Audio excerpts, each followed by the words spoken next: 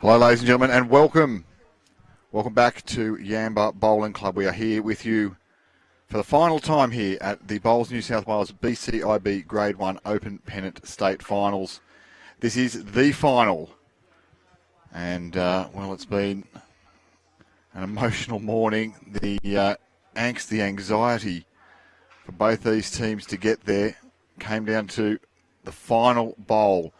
Corrimal prevailing by virtue of a 10-shot victory to Eric Johannes. He is well,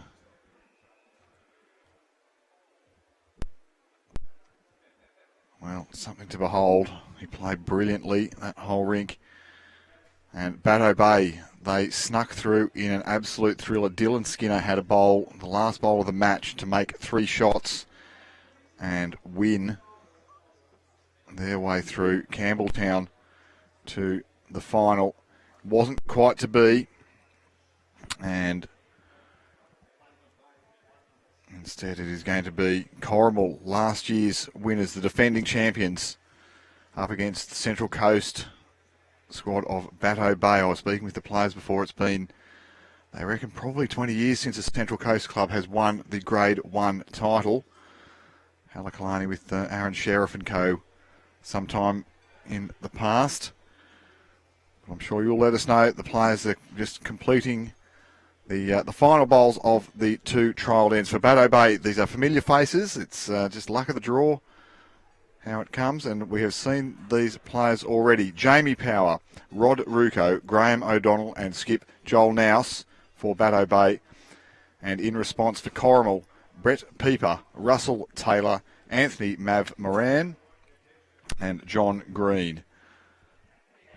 Some superbly talented players, and what we trust will be a superb competition. Nick Hind is my name. It's fantastic to have your company wherever you're watching around Australia or around the world, or potentially on a split screen setup, because we do have our great mates at Maryland's, Gavin Holburn and Katie Astley, live streaming the Grade 2 final, so you can switch back and forth, follow along with what's going on there. And it's a great start there from Jamie Power. He's a quality campaigner we've already seen. And his opponent is going to be Brett Pieper, the vastly skilled, credentialed, and very talented bowls coordinator for the Corrimal club.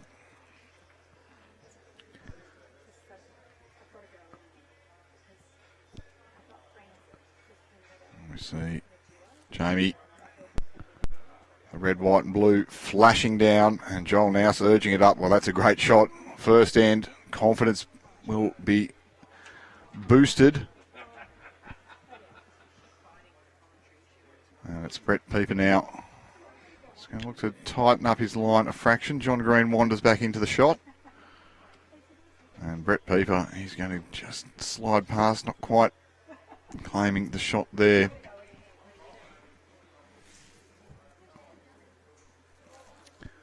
This man was very impressive the other day, Rewko.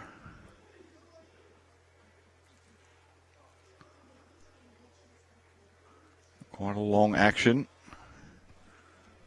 But it has served him well. It has served Bateau Bay well thus far, as they have progressed here through their section and through to the Grade 1 Pennant Finals. This man, Russ Taylor, he was about the best for Corrimal in a beaten side against Campbelltown. We did see Corrimal, they did suffer a defeat to Campbelltown Ghosts through sectional play, but by virtue of the competition format, they were a section runner-up and have progressed here through to the final. Bateau Bay, this is Rewko, looking to just dial back the weight fractionally. He'll sit in with his teammates' bowls. Not a bad effort there. Favourite is 1 shot to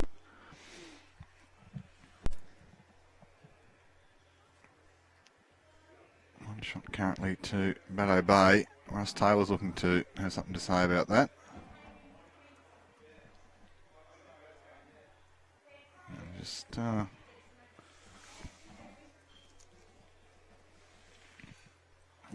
the short side.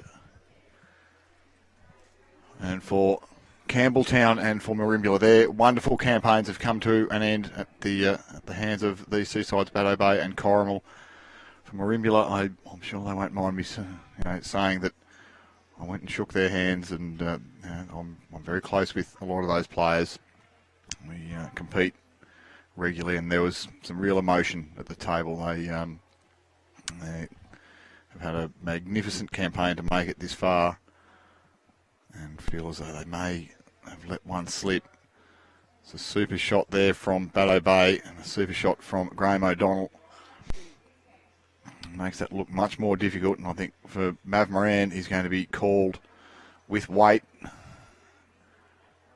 just to punch through that head. John Green,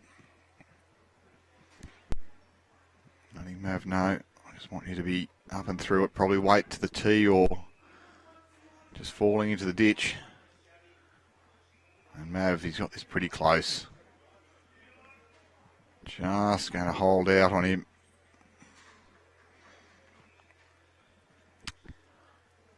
And for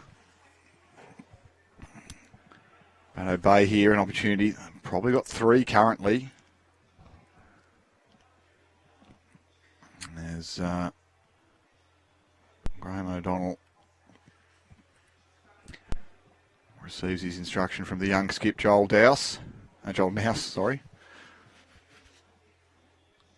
It's been a big campaign for these players, a big campaign for these commentators, the production team, myself, Jay, Kira, Billy Mars, all of the Bowls New South Wales team here at Yamba Bowling Club. Jason Pinnock, of course, the Bowls director. And that's going to be asked to go again here, I feel. Oh, that looks too tight. See what happens. There's a world where that can do some damage. Didn't. And actually rolls the red, white and blue of Jamie Power back towards the shot bowl. Does create a pretty fat target, though. I expect John Green won't be backwards about coming forwards here. And the Corrimal Cougars, well, they're on the prowl. Joel Nouws, I think. Given how it's set up, I feel as though he's just going to look to add here. Can't see a way where there's going to be too much opportunity for the Jack to get all the way to the back of the rink. Just get another one in the count. Get another one potentially in the road.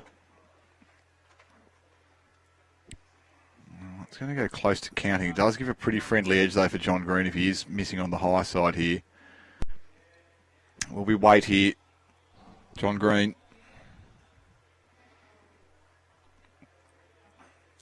And big weight from Greenie. Has pulled a little bit. Russ Taylor gets punched through the head. Nothing has changed other than, 1, 2, 3, 4 bowls remain. Potentially a fifth. I'm not sure if Russell Taylor is fourth shot, fifth shot or sixth shot there. But I think for Joel Nouws, the way that this is set up for Bateau Bay, there's not many Corrimal bowls available to be scoring, so I think apply the pressure. Johnny Harriet, he's jumped straight on, bring it home, Corrimal. Of course,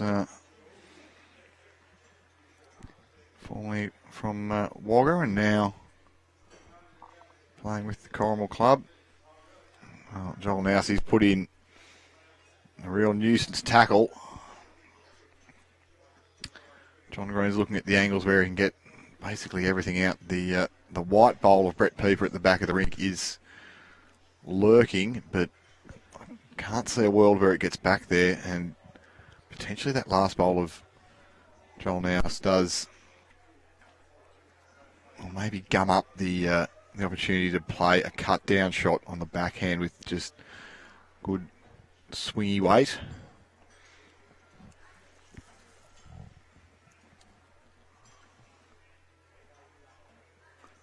Do let us know where you're watching, whether it's around Australia or around the world. Nick Hind is my name. It's fantastic to bring you these beautiful pictures on a slightly gloomy afternoon. John Green, he's on a high line. It looks to be too high. This is going to be a big collect on end number 1 for Bateau Bay. And the boys are going to get in there and determine it is 4 or, well, was it 4 or 5? I didn't quite see. I feel as though it might have been 5. Let's wait until the scoreboard flips over to confirm. It is 2 shots to Corrimal on the far rink. That's Jared Beckford. And it was 2 shots to Bateau Bay on the neighbouring rink number 9 to Shane Edwards.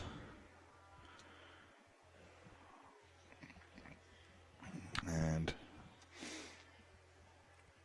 for Joel Nouws, it was 4 shots.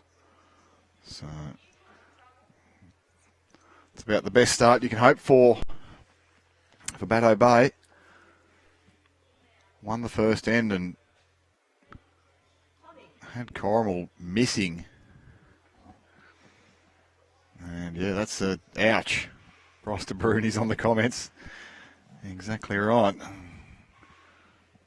But, one of the Lennox Head boys watching from Lennox Head and nursing a hangover. Well, I wonder how that happened. Mary Ferrugia, go Bateau. We trust that both these clubs will have tremendous support from their club mates, their region mates. There's lots of fans of all of these clubs, all of these players, and Corrimal as they look to go back-to-back for the first time since, well, I'm sure Lee Stinson will be raking through the archives of Pennant winners to see the last time a back-to-back Grade 1 champion was crowned. It's definitely happened.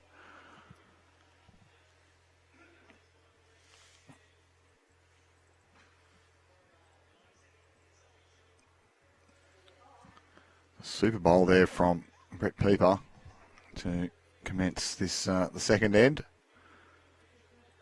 He's got an action that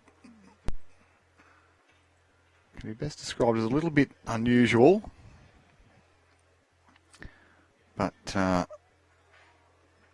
worry about unusual, it's effective. As we mentioned, he's been a fabulous singles player, particularly for a long, long time, Brett Pieper, and does a good job for the Corrimal club, now part of the Warilla group.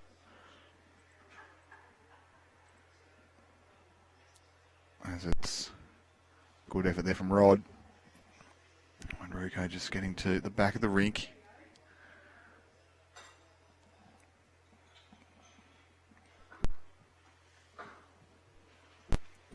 Russ Taylor, he was very, very good for Corrimal in our previous streaming match. We had the John Green rink earlier in sectional play. We had Bateau Bay earlier in sectional play as well. It's remarkable how we've recycled some of these teams.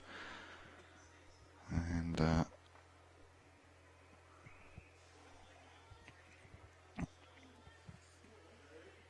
for both these clubs, the opportunity exists to, well, claim a rare win. It's a hard thing to do, even to just get to a state pennant final. To win your region is a fabulous achievement. To not only win your region, but to also then progress through your section and progress through to the final. I think all these players can be immensely proud of their efforts. Corrimal, it was a slightly bumpy road. They did get through the section. They had a loss to Campbelltown, the other defeated semi-finalist along the way.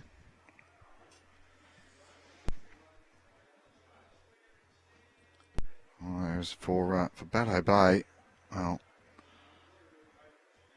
They won the section, but they also had tasted defeat to the hands of Merimbula. So, sorry, no, it wasn't to Merimbula, to Tarrant Point. Bateau Bay did defeat Merimbula in the section. And Isaac Beard. Okay, Bateau from Rockhampton. Oz Duncan, Lisa Caswell, everybody cheering them on. Dicko's back at North Haven, which we were playing, but big thank you to Bowls New South Wales and Yamba Bowling Club for a terrific weekend accommodation and event. And absolutely, I think this club can take a lot of credit for the manner in which they've hosted the competition. And we look forward to crowning the Grade 1 Open Pennant winner here this afternoon.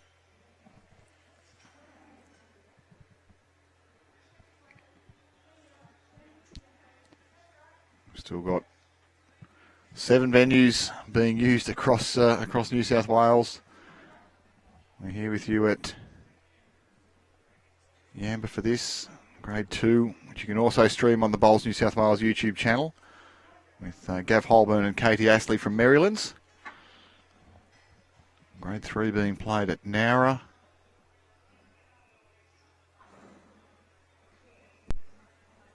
Grade 4 in Sydney.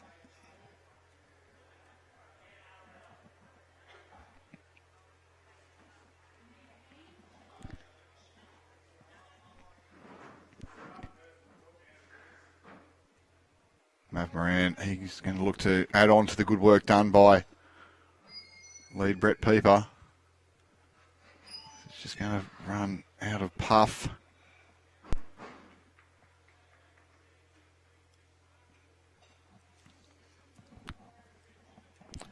Yep, so we're going to have, now this is the run to the final. So the quarterfinal, Bateau Bay defeated Inverell RSM before accounting for Campbelltown 60 shots to 57, while in the other half of the draw, Corrimal, well, they've not had anything their own way. A 3-shot victory over Maryland's last bowl and a 2-shot victory over Merimbula, again coming down to the final bowl. So Corrimal probably battle-hardened, but potentially battle-weary as well. They've had a massive campaign.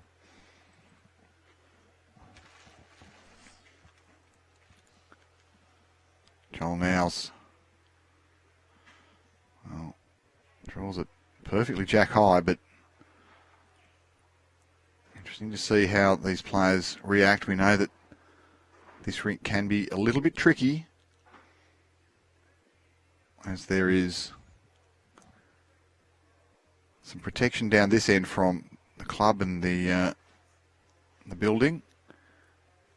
The other end's a little bit more exposed to the breeze and to the weather. Just John Green not quite going the trip there. And now in Grade 2, this is the final that you'll see. I called for a Penrith Waverley, and I'll stop them both. It is going to be Charlestown up against Kempsey Macleay RSL. Charlestown accounting for Waverley in this morning's semi-final, and knocking off Scone in a close one yesterday, while Kempsey Macleay have had a close victory over Cabramatta in the quarter, and then a comfortable enough victory against Penrith, and they will be meeting on what look to be lightning quick greens at Marylands, which you can catch, as I say, on the dual stream here on the Bowls New South Wales YouTube channel. So you can flick back and forth between my call and the great Katie Astley, Gavin Holborn. This is pretty close from Joel Nouws. Wants it to go another roll. Well, I think for John Green, yeah, it's a good call from Mav. You can miss wide, you beat that white bowl, and it'll do enough to count. I thank Kira for her fabulous work putting these finals brackets together. It really adds to this great coverage.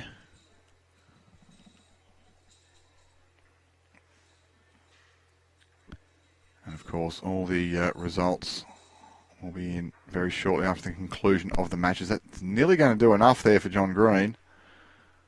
And Anthony Moran wanders around and says 1. 1 only. So Corrimal on the board here. John Green picks up a shot. And we'll pick up the action here. Grade 3. So my call, Bega, they got thoroughly beaten by Charlestown in the semi-final. Charlestown to take on Lightning Ridge. Charlestown accounting for this Grade 1 club, their second side, Bateau Bay, and then knocking off Bega, whereas Lightning Ridge have had a very comfortable run so far through the knockout stages, accounting for Harbord and St John's Park. I think Lightning Ridge, probably the one to beat there. They've got some splendid players.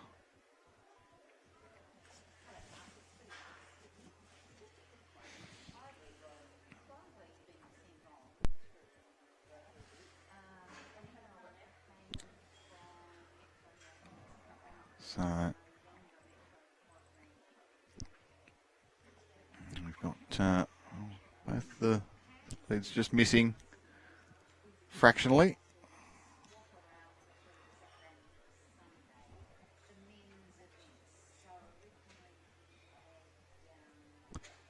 Brett Pieper, he's tidied that up.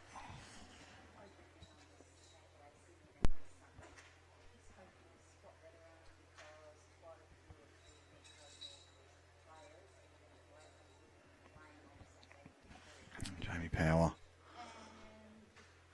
This is a tricky hand to play when the breeze is up, but he's dialed that one back beautifully. Gets a front toucher and applies some pressure now to John Green and Corrimal. Pretty laid back, laconic character, Johnny Green. Anybody who has much to do with him. No, he's very easy to get along with. Rarely flustered and very capable player. Named, of course, in the Bowls New South Wales teams for the Senior Sides Championship to be played in Perth coming up in October. So looking forward to watching our Blues in that competition. As we're looking forward to having a little bit of a rest from what's been a very busy event period for Bowls New South Wales over the recent weeks and months. A fine effort here from Russ Taylor. It's 2 seconds.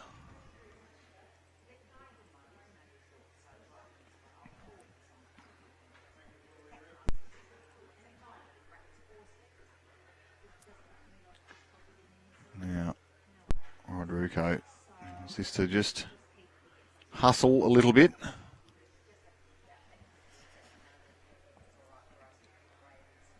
And it's just not quite got there. We're going to have a look at Grade 4 now. And in Grade 4, well, I was cheering for Tumut, but they've fallen to Glenbrook in the semi-final. Glenbrook have had, well, they had a big win over Hillsdale in the quarter and now a victory over Tumut in the semi-final, where it's Gunnedah who have gunned their way into the final.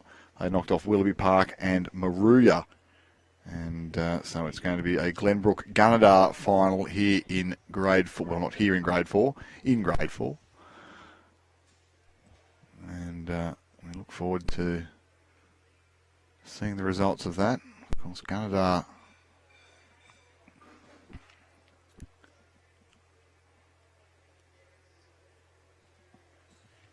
have a very young and a very capable skip on one of those rinks, Jacob Martin. Remember the name if you've watched any of our junior championships in recent weeks and months. The junior state championships that we had at Cabramatta earlier in the year, the Tri-Series that was there again just the other week, or the seven-a-side from Dubbo. You will have seen Jacob Martin, and what a player he is.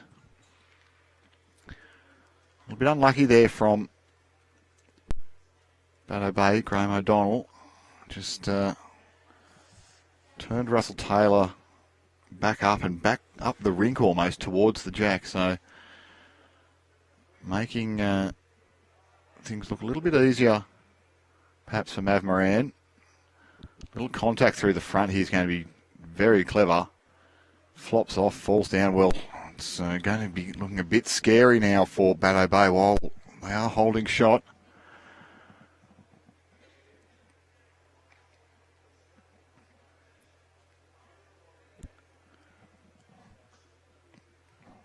Bateau Bay, Rod Green's telling us he went from Tarrant Point when he moved up there a few years ago, and a great club to be a part of. And go the boys. Well, it's a pretty good looking side here. They've faced some adversity, but have found their way through to this afternoon's Grade 1 Open Pennant State Final.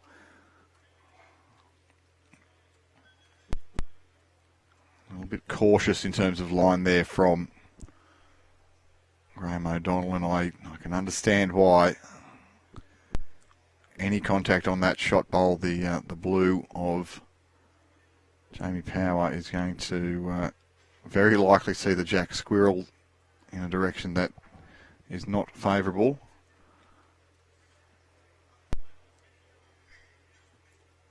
Producer Jay was frantically trying to get my attention there, and I've brushed him. Pulling back the curtain a little bit here. It's been good to have his company, and it's great to have yours. Whether you're watching around Australia, around the world, from Haymarket Hotel in Sydney, watching John Green turn over and not quite do enough there to make shot. I reckon Bateau Bay probably still have it, but they've got one shot. The next three at least are Corrimals, and any jack movement is going to be favourable for Corrimal. In the final here, it is going to be Miller Park and Merimbula in Grade 5. So congratulations, Merimbula. Unsuccessful here, but they've accounted for Hat Head in a close one. And Miller Park, the fabulous story about their club from the Hunter Valley, and they have qualified for a state pennant final. Joel Nouws now has to have a very delicate little shot here. I'll tell you what, he's in a reasonable sort of area. Just going to clip off. Well, that certainly makes things better for Bateau Bay if they didn't have the shot before. John Green had a real opportunity to make a big count with that last bowl of Joel in the head. It's going to make things difficult. Quickly have a look at Grade 6, and it's going to be Seaforth versus South Tamworth. So Seaforth have progressed with a victory over Kempsey Heights in the semi-final, and Penrith in the quarter, while South Tamworth are through after knocking off Eden and defeating Foster in the quarterfinals. So Seaforth and South Tamworth, your two finalists in grade number 6. Go back live now to John Green. So he's looking to reach down, get to the blue bowl of Bateau Bay. Move that out of the head, has just clattered into the front, and for Joel, if they've got shot here, I favour that they're going to accept that one is about as good as they can do. If they're unsure, I don't think they're going to declare it and declare a measure. They are going to declare a measure. Well, it's a bold strategy. So let's declare and umpire. So while we're doing that, we'll have a look at grade number 7. And we might flick through them all just for a second time for everybody while the umpire's being called. So it is St John's Park through after defeating Warilla in the semi-final, and a good comfortable win over Southwest Rocks. While at the other half of the draw, Carring Bar have defeated the little guys Binaway. I to see Binaway make it through, and they will be fighting it out in this afternoon's finals. So we'll scroll through all of those once again. So you'll have to tick them on though first for that to happen. So Grade 6, Seaforth and South Tamworth, your finalists. In grade number 5, Miller Park and Merimbula will be fighting it out. Grade 4 is Glenbrook and Gunnedah. In the 3s, Charlestown will be taking on Lightning Ridge. And in grade 2, don't check your stats. It is one Charlestown team remaining there, and Kempsey Macleay RSL. And here in grade number 1, it is Bateau Bay and Corrimal, with one shot there to Bateau Bay. And Joel Nouws has a 5-shots-to-1 lead. 3-2 it is next door on 3 ends. So Eric Johannes has picked up a couple of shots where on the far rink. We'll get our camera across to that and we'll be able to let you know how Phillip Downs is going against Jared Beckford.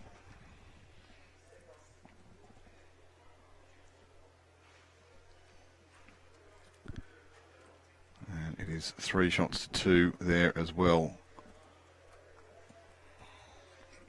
So Bateau Bay currently in front on the master board, virtue of, well, really the first end here from Bateau Bay. Picked up a good 4, and it's Brett Pieper just sliding past.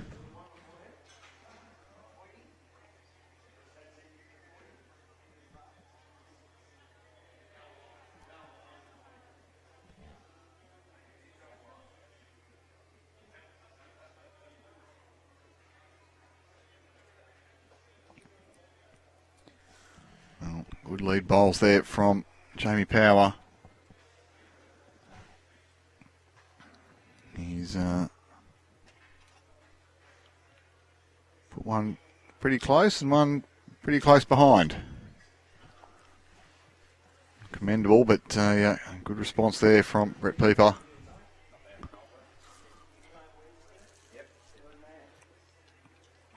And Rewko now going to look to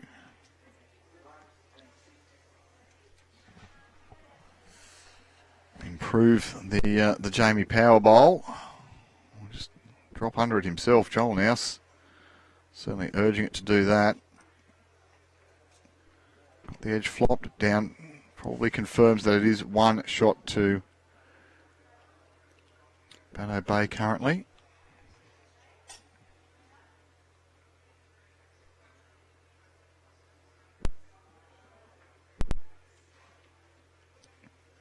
Good positive intent here from second Russell Taylor. Gets a nice little edge and might hang around for shot, I believe so. John Green gives warm applause.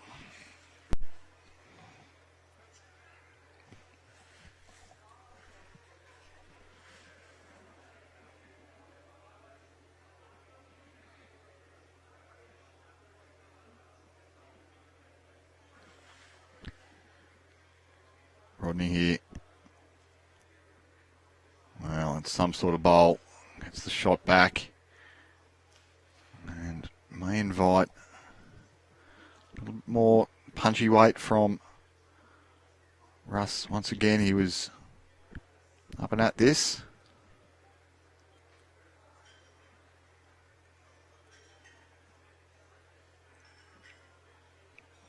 You can see the intent there with the good tight line.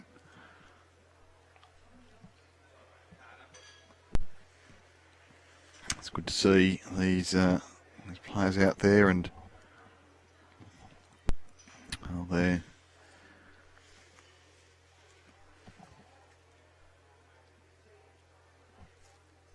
probably a bit weary. It is getting towards the end of the campaign. Carmen's saying it looks like Russell had a late night. He's yawning away. Well, it's a big campaign. They've had a full day of travel to get here. They've had The practice session Thursday afternoon.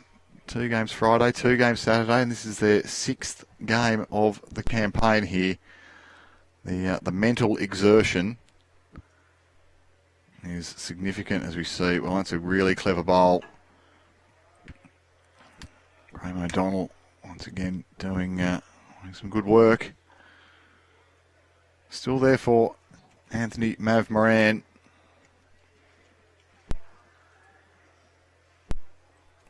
Get up and just land that bowl. Well, based on what Russ Taylor's been doing, I don't feel as though that's going to cause enough disturbance. Has fallen down the white bowl there. That does belong to Bateau and Rewko.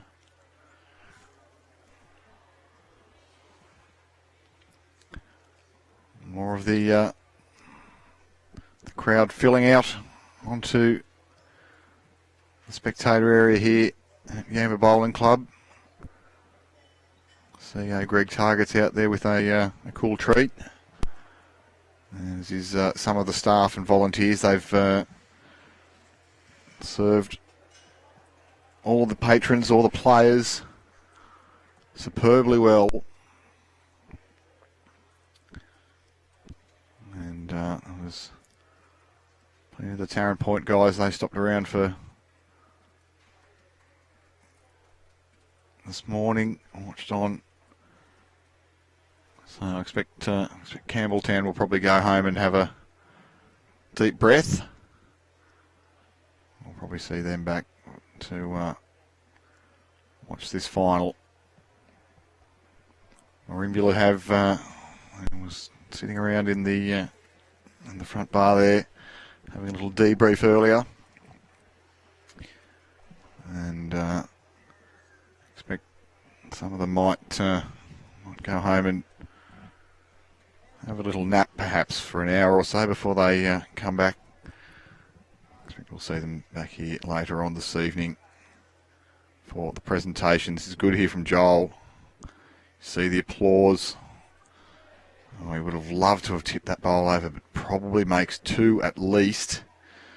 The orange is the best for Corrimal. Mav Moran and John Green, they're pretty casual cats. Rarely phased.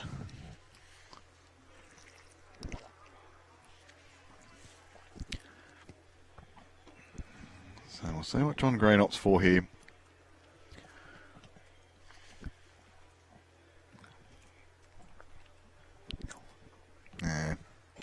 Kira O'Shea's offering drink service, and I'm going to take her up on that. Well, this is theatre of the mind. I can say whatever I like, and people will believe me. Yes, please, Kira O'Shea. Well, we've seen some disturbance in the force there. John Green has moved the bowls around, and up and down now for shot. It's always likely when John Green's playing, he's got that ability to bump into heads and just make things a little bit different. I think there's an opportunity here for Joel. Yeah, we can get to it either way. The backhand is what they're talking about. Get to the edge of the blue and gold specs bowl. If you can get to the edge of that, you can get the orange bowl out of the head. And in doing so, you can potentially bring in, I think, as many as 3 for Bateau Bay.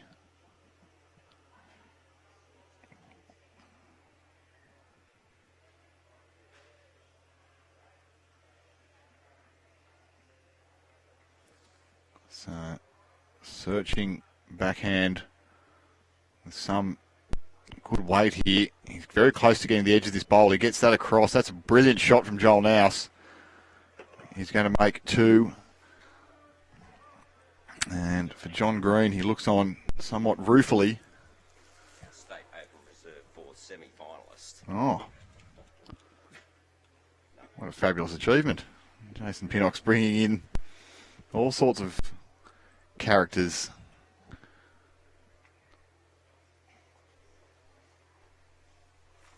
John Green now, he's going to potentially just look to push up through the forehand. And in doing so, get that jack moving 4-3 at his next door now to Shane Edwards. The lead back over Eric Johannes, who, well, didn't he play some sort of game this morning, Eric?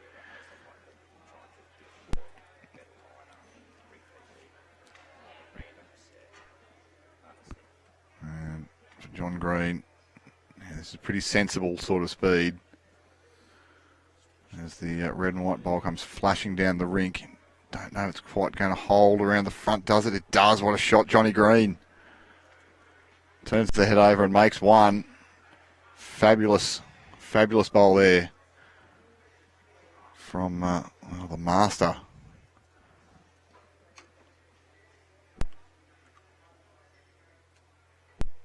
And with that, he takes a second shot and takes the scoreboard to 5-2 on this rink. 11 shots to 8 is the master board. It's a nice initiative from Jason and the club. They've got the two managers sitting right in the middle of the rink, right in the middle of the green, where everybody can see what's going on that master board, and everyone can see what's going on with the managers as well. So we might get a shot of the master board here from the middle of the rink. It's Rowan Wilson, the pest. Do you want to guest commentator for 10 minutes? I'd love a guest commentator for 10 minutes, Ro. So we're going to get... Yeah, to get Rowe first. I'll get Rowan and I'll bring Tom over. And that's it, yes. So we can keep an eye on the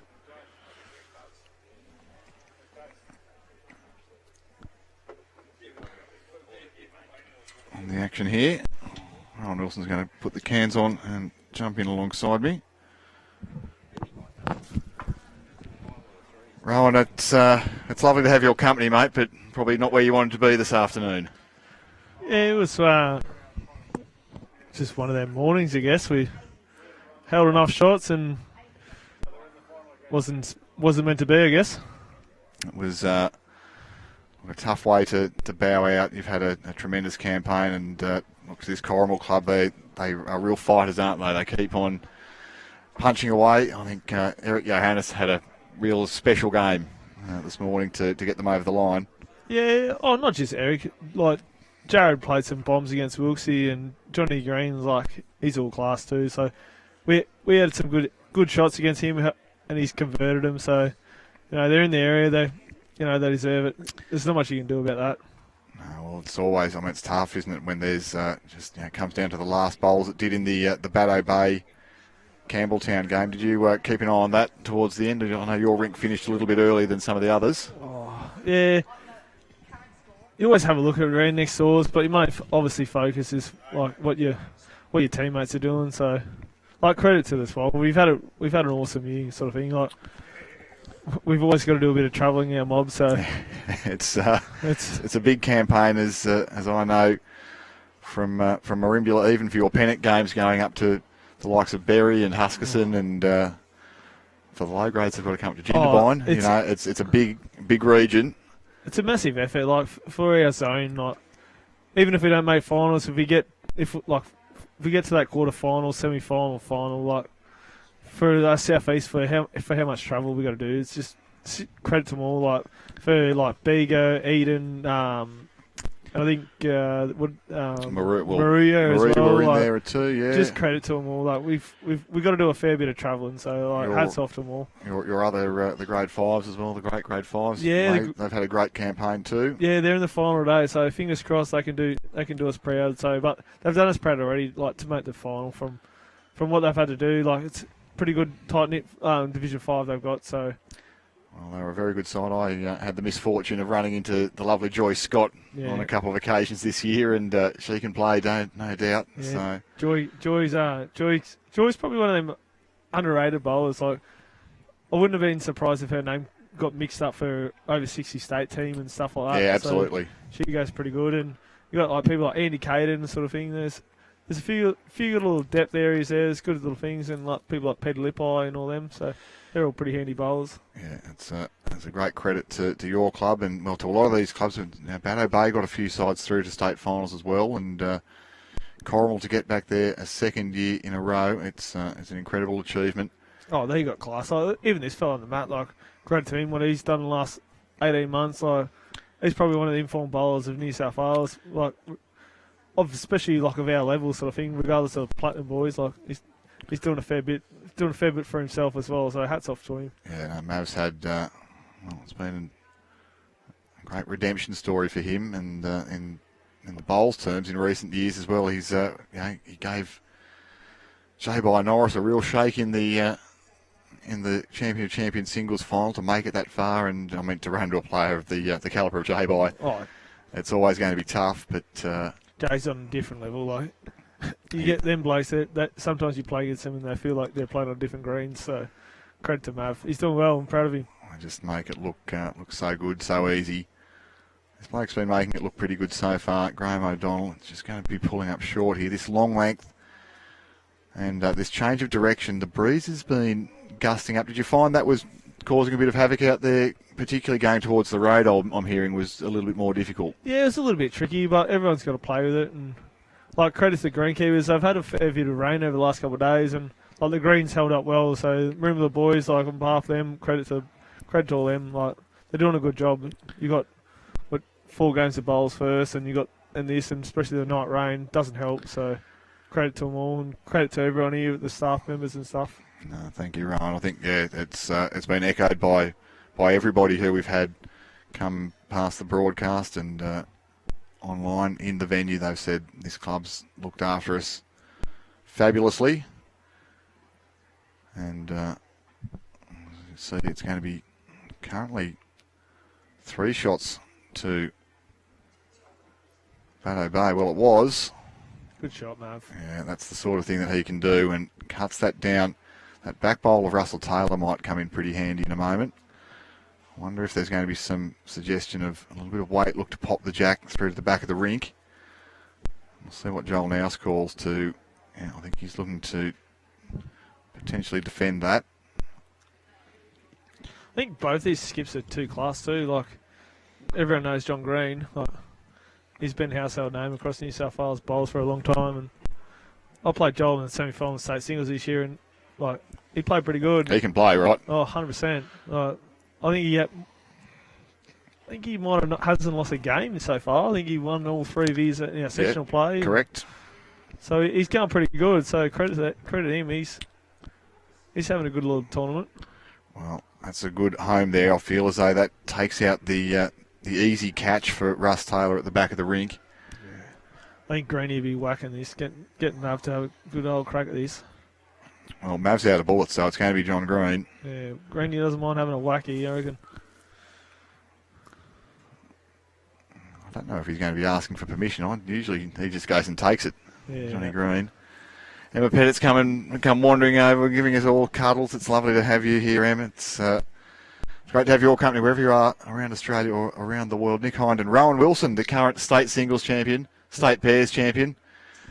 And I'm told I've got to go sneak into the trophy cabinet at Marimbula and get those back before too long, get them engraved for you. Yeah, I don't think you're getting them back, sorry. That's all. It's going to be a break and enter. It's going to be a heist, the heist film that we've got to do to get those back off you. It was a fabulous campaign that you had in Dubbo, and it's a fabulous campaign that your club has had in recent years. John Green playing this much more conservatively than I suspected. He might be looking to get a good second or third here, beat those 2 back bowls, the white and the green first. Put one in the catching pen. There may have been some thought that if he whacks it, it still might not clear out and he could go 3 down. Probably not now. And 2, he's probably respecting more opposition too. Like he knows Joel's up for it too. So Joel's also got a chance to make a few numbers as well. So if you miss and you sort of missing the target, you're not really creating yourself much. If he gets another one back towards them wide, it's remarkable the sights and sounds and smells that are going on here. I've got some good fans. And that's Corrimal fans are coming to give it to Rowan Wilson. He's been a pest for the entire campaign, so it's probably fair enough that Michael Wilkes gives it back. I've actually been pretty good. I think your wife would disagree. I've had her in the comments fairly regularly. Well, I wasn't the one who... We had a little beer last night, and one of our team members thought it was a good idea to put chili in my drink. Ah. And so... I can guess, like, if I had 11 guesses, I wouldn't need it. I reckon it come out of the ordinary, because the person who actually did it was...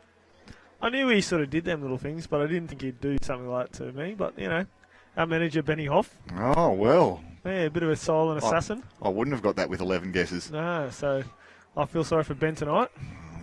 Hopefully he's got There's going to be a square up coming, I'm sure. I reckon there's going to be more than a square up. Oh, well. I think we're going to have seafood tonight, and something's going to end up in his backpack. Oh, dear. Well, I'm sure Ben's listening in. You see Johnny Green, he's going to go very close to peeling that jack out to the side. Not quite. Fair effort, though. Well, for Joel now, I think he's going to look... If he can pop the jack 6 inches or so, can make 3, 4 potentially. It's not without risk. No, he always plays good weight too, Joel, I find. He's always thereabouts. He's always thereabouts with his weight, so... Yeah, we saw him earlier on the stream, and you know, he rarely missed big. He's always missing pretty close to the mark. He never really overplays the shots, I found, with Joel. He always... Michael Wilkes is being sent to the sin bin here. Kieran O'Shea was threatening to call the CEO and have him barred for life. I can second that, so let's get him out of here. Joel, that line tells me that he's searching for the red bowl of Mav Moran. I'll tell you what, he's very close, Ro. He's very, very close. Well, you've said it. Oh, he's unlucky there. He got a bigger bit of that bowl, and it was going to make that count. Good speed, though. So one and one only it is, and some grudging admiration and respect there. I think the hand slap from Mav on the way past was, you played that almost perfectly. Now next door it's 6-4, so Eric Johannes has taken the lead there. Phil Downs is leading Jared Beckford by that same margin. So the difference is this green, and it's Joel Nouws 6 leads John Green 2. What's the plans for getting home tomorrow, Rowan? You're off to Queensland, are you, for a little bit? Yeah, I was gonna head up to Warwick and see Mum and Dad tomorrow. I haven't told them yet, so hopefully they're not listening, so I can sort of knock on their door again. Because if I tell them, they'll probably lock the door and I won't get in. So. Sneak up and catch up with some of the family. That's good. And then, what's next on your campaign in terms of bowls, mate? You've got a little bit of a break now from serious competition. No, we've got Australian Championships in Perth, so that's October. Oh, it's a little bit of a break. Yeah, it doesn't. 5 or 6 weeks until you're off to Perth. It comes up pretty quickly. And yeah, big campaign for you, of course, the New South Wales representative in singles and pairs, alongside your great mate Michael Wilkes. Yeah, see what we can do. It's good playing with Wilkes. Even though he's a pest, but he's actually a pretty good fella. Have you had a look at the field? Who outside of yourself, obviously, who do you like in the singles and the pairs? Have you had a look? Not really. Like, I think if you win your state championships in any state across Australia, they're going to be pretty hard to beat. But them sort of tournaments, I think if you focus on yourself and you do the things what you do best, and hopefully luck and a bit of stuff goes your way. So. Well, I haven't seen the draw for that. Hasn't been put online yet, but I think my little mate Andrew Howie's been a bit slack with them sort of things. Oh, right. No, old agey. Little drive-by there on the great man Andrew Howie. I'm sure he's been very busy getting that organised as he always is. Yeah, he's a good. I love it. I played a lot of years at Helensvale with him. So he's a legend.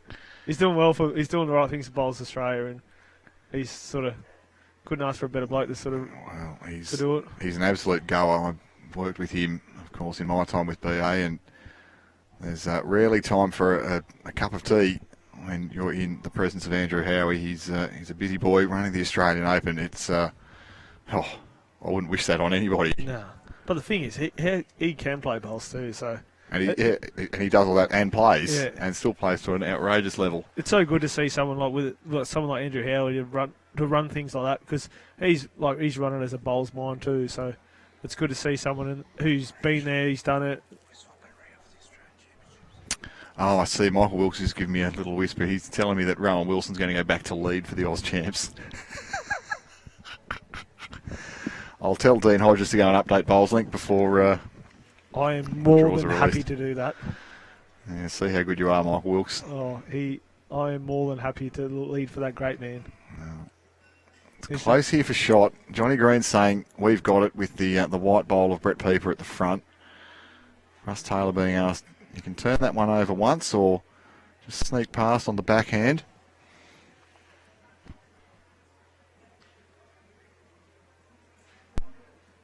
And we can sneak underneath and just draw it too. That's not too foul.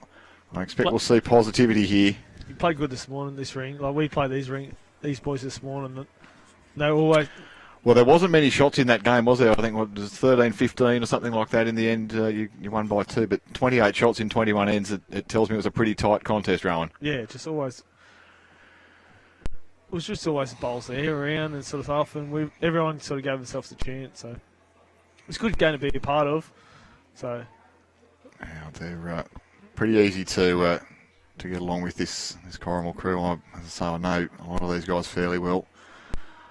Bateau Bay, this bloke, he's playing pretty firm. Just direct contact on the white or the orange would be handy. He's gone past, but we'll start at the back of the rink and may come in very handy before too long. I think the standout player in this game today is probably Kyle Johannes. I think if Kyle turns it on, I think he's going to be the difference. Like, he's pure class up kid. Like I played juniors against him, and I reckon if he turns it on, gives his old man a little crack, and I reckon that rink could be the difference between winning and losing. Well, he did that. I think he, not suggesting that anybody played poorly, but he certainly got the points over Scott Pettit this morning. I think that was a classy performance, as you suggest, and he's got power, he's got poise, he's got control. We didn't see a lot of the power game, but when we did, it's very quick up the middle of the thunderbolts from Kyle Johannes, a strong young man. Oh. He's a good bloke too, good bloke to go about it. Like, always makes it easy when you've got good people in and around the sport. As we see, well, this is going to turn in a Bateau Bay bowl. It's not the way that they would have drawn up. Corrimal still hold on to shot. And, well, as always at this level, you don't see those bowls being applauded. It's just a grudging acknowledgement that it does happen sometimes. Yeah, it happens all the time, sort of thing, but the players don't recognise it, sort of thing, even though sometimes you're like, yeah, good shot, sort of thing, underneath your breath, but you can't let it up. Can't let that show too much. Well, it all comes around. Well, Eric, as you suggested, that's the rink that Rowan Wilson, called as the danger one, and they've picked up a 4 on the last end, so 10-4. Good buddy for Eric Johannes over Shane Edwards here. And Corrimal, they're going to be close. It's pretty close here from Mav. Good shot. Well played. Changes it up, gets the little trail, has made 2 according to John Green, and that makes it a little bit harder to get at. I think there's probably an argument to have a look at that orange bowl and maybe get it both out. Swing weight in the forehand. The other side of the rink's got backhand, the white through the blue. Just depends with your weight, I guess. It could be open, like it's not a bad shot through the white sort of thing. We open the picture up for the next one. Especially the conditions, though, it might be favouring that sort of bit more of a tighter side to give you more of a chance to get through. This is that bowl again on the replay. And Mav, he's just got some classy touches here. Good shot. And that certainly is one. Makes two. John Green, Brett Pieper applauding. And it is going to be backhand from Joel Nouws. And he is looking for the white bowl through the blue. He's very close, Ro. Good to go here. Oh, got it all the way. What a shot. Oh, good shot. Good speed too. Well, He does play good weight. Oh, you've said that. And I mean, we've seen two great examples his last two bowls. Joel Nouws of playing good speed. And now that opens up, well, a lot more angles where Bateau Bay can have some success here for John Green. You think surely if Corrimal happen to win this, is Corrimal walk up start for the Platinum? Well, it'll be an interesting conversation at Warilla. There's some discussion that they call Corrimal North Warilla, and conversely, the Platinum side is South Corrimal. So it'd be interesting, certainly, if they wanted to do it. There's no shortage of talent around the Illawarra region, and this Corrimal Cougars side is filled to the brim with superbly talented players. You got any inside information about who might have went in for this year? Oh, look, the Jindabyne nomination was withdrawn. I can tell you that much. The travel was denied. Yeah. Oh, Maroombulas, we put a hand up for it. Well, I don't want to go off early, but there may be an announcement about Platinum squads in the coming weeks, so do keep your eyes peeled. It'd be good for a South Coast team to. Yeah, oh look, it's been great. I think to see the different clubs going on, it's just great to have all the participation. Mixed pairs qualifying coming up. Maybe Joy Scott can get a run with you, Rowan. You just praised her. I would love to, but the day I fly back in is the first round of the mixed pairs. Exactly so right. I probably won't Cutting be in it a fine. nice little state to be playing bowls that next day. So I think I might have to give that one a miss. Maybe I'll give Joy Scott a ring, see if I can get a run with her. Thanks, Jez. Thanks, Jezza. Oh. Well, it's another cup of tea being supplied for Rowan Wilson, and it's movement of the jack there, and it's gone away, has it, for John Green. Not sure. That angle certainly looks like it's a Corrimal bowl. That's the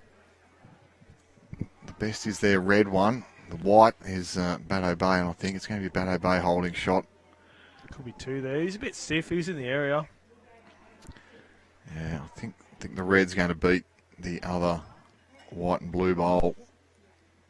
So Mav Moran, but drawing up through this hole here, Rowan. Just look to get onto the front of the jack. Probably plan A now. Now gets back to that line. It's going to make Greeny's shot a lot more harder, but you just don't want to be sticking one out jack high sort of thing. Yeah, it's giving that little shoulder as always. Well, it's a delight for opposing skips. Joel Nouws back. He's going to get something pretty close here. He's been, as you suggested, on song with his speed. It's just getting away slightly at the end there. Speed was excellent again, Ro. Does gum up the chance to attack through that backhand port, try to get the red bowl up through the shot. It's not a bad shot in a way because you're not leaving him something to. Like, you don't want to play that bowl and leave it a foot short and give him something to work off. So if you're going to miss, I think it's somewhere you're probably going to miss too.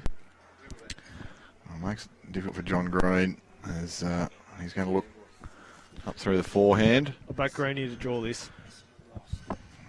Backing Greeny to draw. This is the call from Rowan Wilson.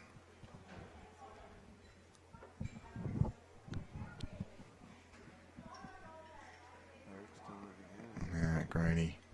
Well, he's interested early. We saw the last one swung pretty hard, but he's going to be just the wrong side of the hill there, and unfortunately tips over that white bowl. Maybe it is two now, and it is, yes. So Bateau Bay 2 shots to Joel Nouws. And he goes out to an 8-2 lead. Scott Matheson, I'm sure his phone has been swiped. Somebody's hacked his account. Must be hard for Rowan being in the company of royalty. Well, Scott's our new zone selector. Yes. So congratulations, Scott. And There you go. I hopefully, when you split the team, hopefully I get a run this year. So I'm available if you need me, Scott. Well, it's good Couldn't make it last year, but hopefully That's this year. It's good to know in one way, but maybe not so good for others, because I don't know if my spot's going to be viable if you're back in the team. You'll be right. I want to get picked first. Well, it's been announced that the inter-region next year is going to be in the Newcastle region, so the seniors will be at Soldiers Point and Nelson Bay. The men's open at Beresfield and East Maitland, and the women's is going to be at Raymond Terrace and Charlestown, with the finals at Beresfield. So lots of action to look forward to next year, the 2027 inter-region. That's Brett Pieper. Played good this morning too, Brett. Sneaking right up. Well, he's been a fabulous competitor for a long, long time. He's got his name on a lot of trophies, particularly singles. He's been a tremendous singles player around the Illawarra region and had some time out in the Riverina out at Wagga. Yeah. Some good boys out at Wagga. Hasn't there? It's a fantastic part of the world. I had the pleasure of being there last year for the Grade 4 finals, and 2 fabulous clubs, the RSL and the Rules Club in Wagga. Beautiful greens. And I went out to the Rules Club just before I went to Dubbo for a supervisor's course for work. And yeah, got to meet a few of the boys, and Wybe's run a good show over there. And nice little place, good accommodation next door. That's fabulous. Well, Brett Pieper's done the right thing. That's a fabulous result. Gets his own bowl up and through, sits in behind. It's a smart home. Yeah, it's a blessing that we've got in our sport, don't we, that we can go all across New South Wales, and there's great clubs to be found almost in every little town.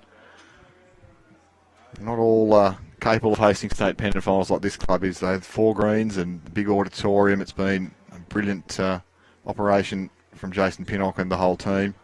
Oh, it's been awesome. Can't ask for anything better for them.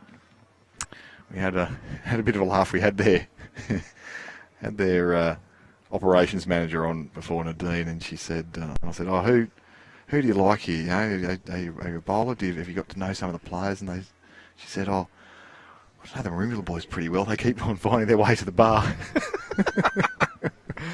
Yeah, I can probably agree with that. So it's a super shot there from Russ Taylor. He's gone and made 2 potentially. I think Jason said this morning, he came up to us when we were having our morning sort of coffee around the table, and he goes, "You know, boys," he goes, "there's 1,100 schooners left in the day Break the record. until we break the record." And I think I walked past him in N5 and I said, "Oh, there's probably only going to be 10,050 at the moment." It's sneaking up, great shot there. The jack down the line and turns the head over. But that's what you want with like tournaments like this. You want everyone in there, supporting the club, like having a beer and sort of making sure they're using the facilities and stuff. So yeah, it makes it worthwhile hosting these events. Absolutely, yeah. The economic impact that the sport can provide to clubs, to regions, to the motels, to the sponsors, ensures that we've got opportunities to continue to play and continue to share the love. 100%. If it's not like for clubs like this, and like for Yamba, like Ballina and like Dubbo and stuff, like these competitions wouldn't run if it wasn't for them clubs, and they do so much work off the scenes and stuff. What people don't realise and people don't understand when it comes to like catering staff members for bistros and all your volunteers and stuff, and making sure Bowls New South Wales as well gets looked after for what you do as well for your commentary and stuff. It's a credit to them all. No, thank you, Ro. It's a credit to these clubs. I mean, we can only take it to venues that want to host, and look, if your club is interested in hosting. Lee Stinson does send out the AOIs for all our big events as the cycles go round, and excited to see. We've been to a lot of these great clubs. We'll be back up here for the over 40 pairs state finals in November. Nationals qualifiers coming up, and then Raymond Terrace is another one. So we've been a few familiar clubs, but it'd be great to go to Soldiers Point and Nelson Bay for the senior interregion. Then we're going to be at Beresfield for the men's and women's interregion. So a new club for us with some of these events. When do you get some of these tournaments at Jindabyne? Well, I'll put my hand up for a few of these things as we see Mav gets a little bit unlucky and then maybe a little bit lucky getting the white ball moving. The only issue that we've got in Jindabyne is it's too cold. It's a bit too cold, and it's only one green, and we don't have lights. But I'm working on the lights issue though, Rowan. That's the next thing, and I'm looking forward to hopefully having some good news about that. We've got a quote that the board have approved. I just need to get another quote for the installation. There's some good pubs in Jindabyne. You found them, haven't you? Oh yes. The old Lake Jindy goes all right. Yeah, I've caught up with you there a few times, and caught up with a few over the years. It's a lovely part of the world, but it's very nice to be up here too in, well, what is allegedly winter, but it's still very comfortable outside. A little bit of breeze, high cloud, 19 degrees as we get towards just after 3 o'clock, and currently it is Joel Nouws and Bateau Bay holding shot, but Eric Johannes putting on a bit of a clinic next door. He's doing the heavy lifting for Corrimal, and Corrimal holding sway currently on the master board. That's your man just gone past there. That's my chilly man. Yeah, Ben Hoff, so he might be in trouble before too long. You got much bowls coming up now? Well, it's a little bit of a quieter time now for the Bowls New South Wales team in terms of our event delivery. There was next streaming will be at the Dubbo International Falls in September. So Lee Stinson's down to be heading out there, but I might yet join him for that one. And then as we get to the end of winter, we're looking forward to getting into some more bowls at Jindabyne as the weather warms up. We've got our great tournament coming up in the second weekend of December. I'll make sure a flyer gets in your hand as soon as I get that open, Rowan Wilson.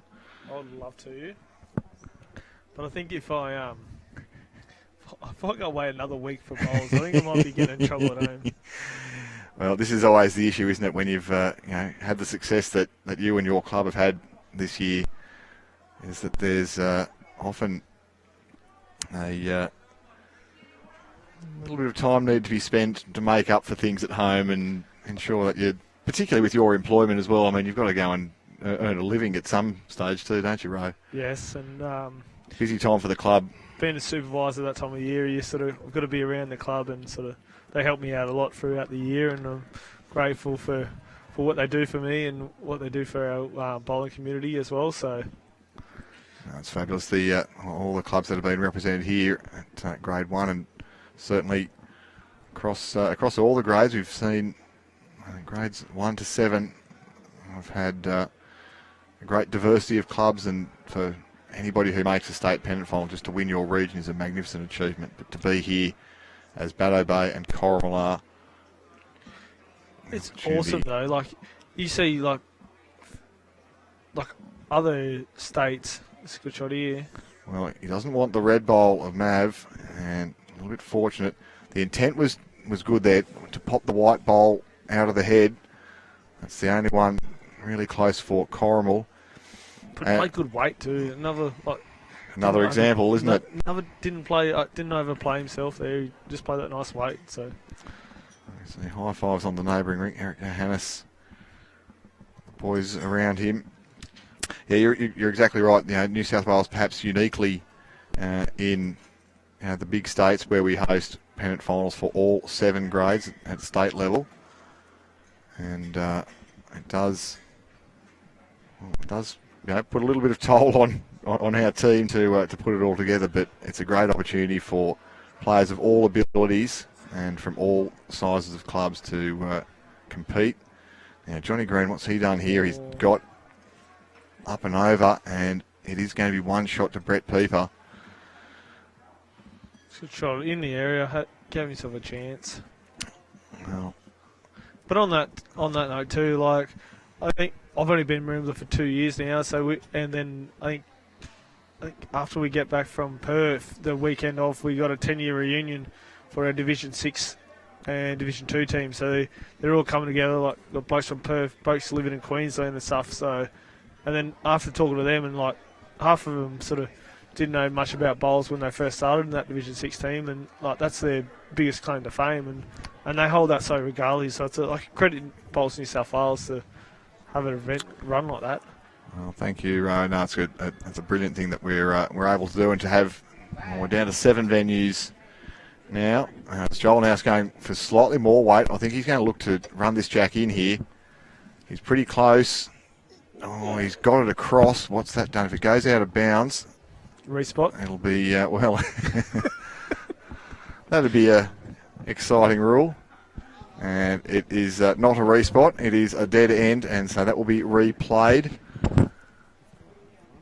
So, But just like from behalf of Marimbia, like credit to Yamba Bowling Club and yourself, like Nick, Kira, and everyone for Bowls New South Wales. Like you run an awesome event, so like thanks for your hospitality and stuff, and we really appreciate it.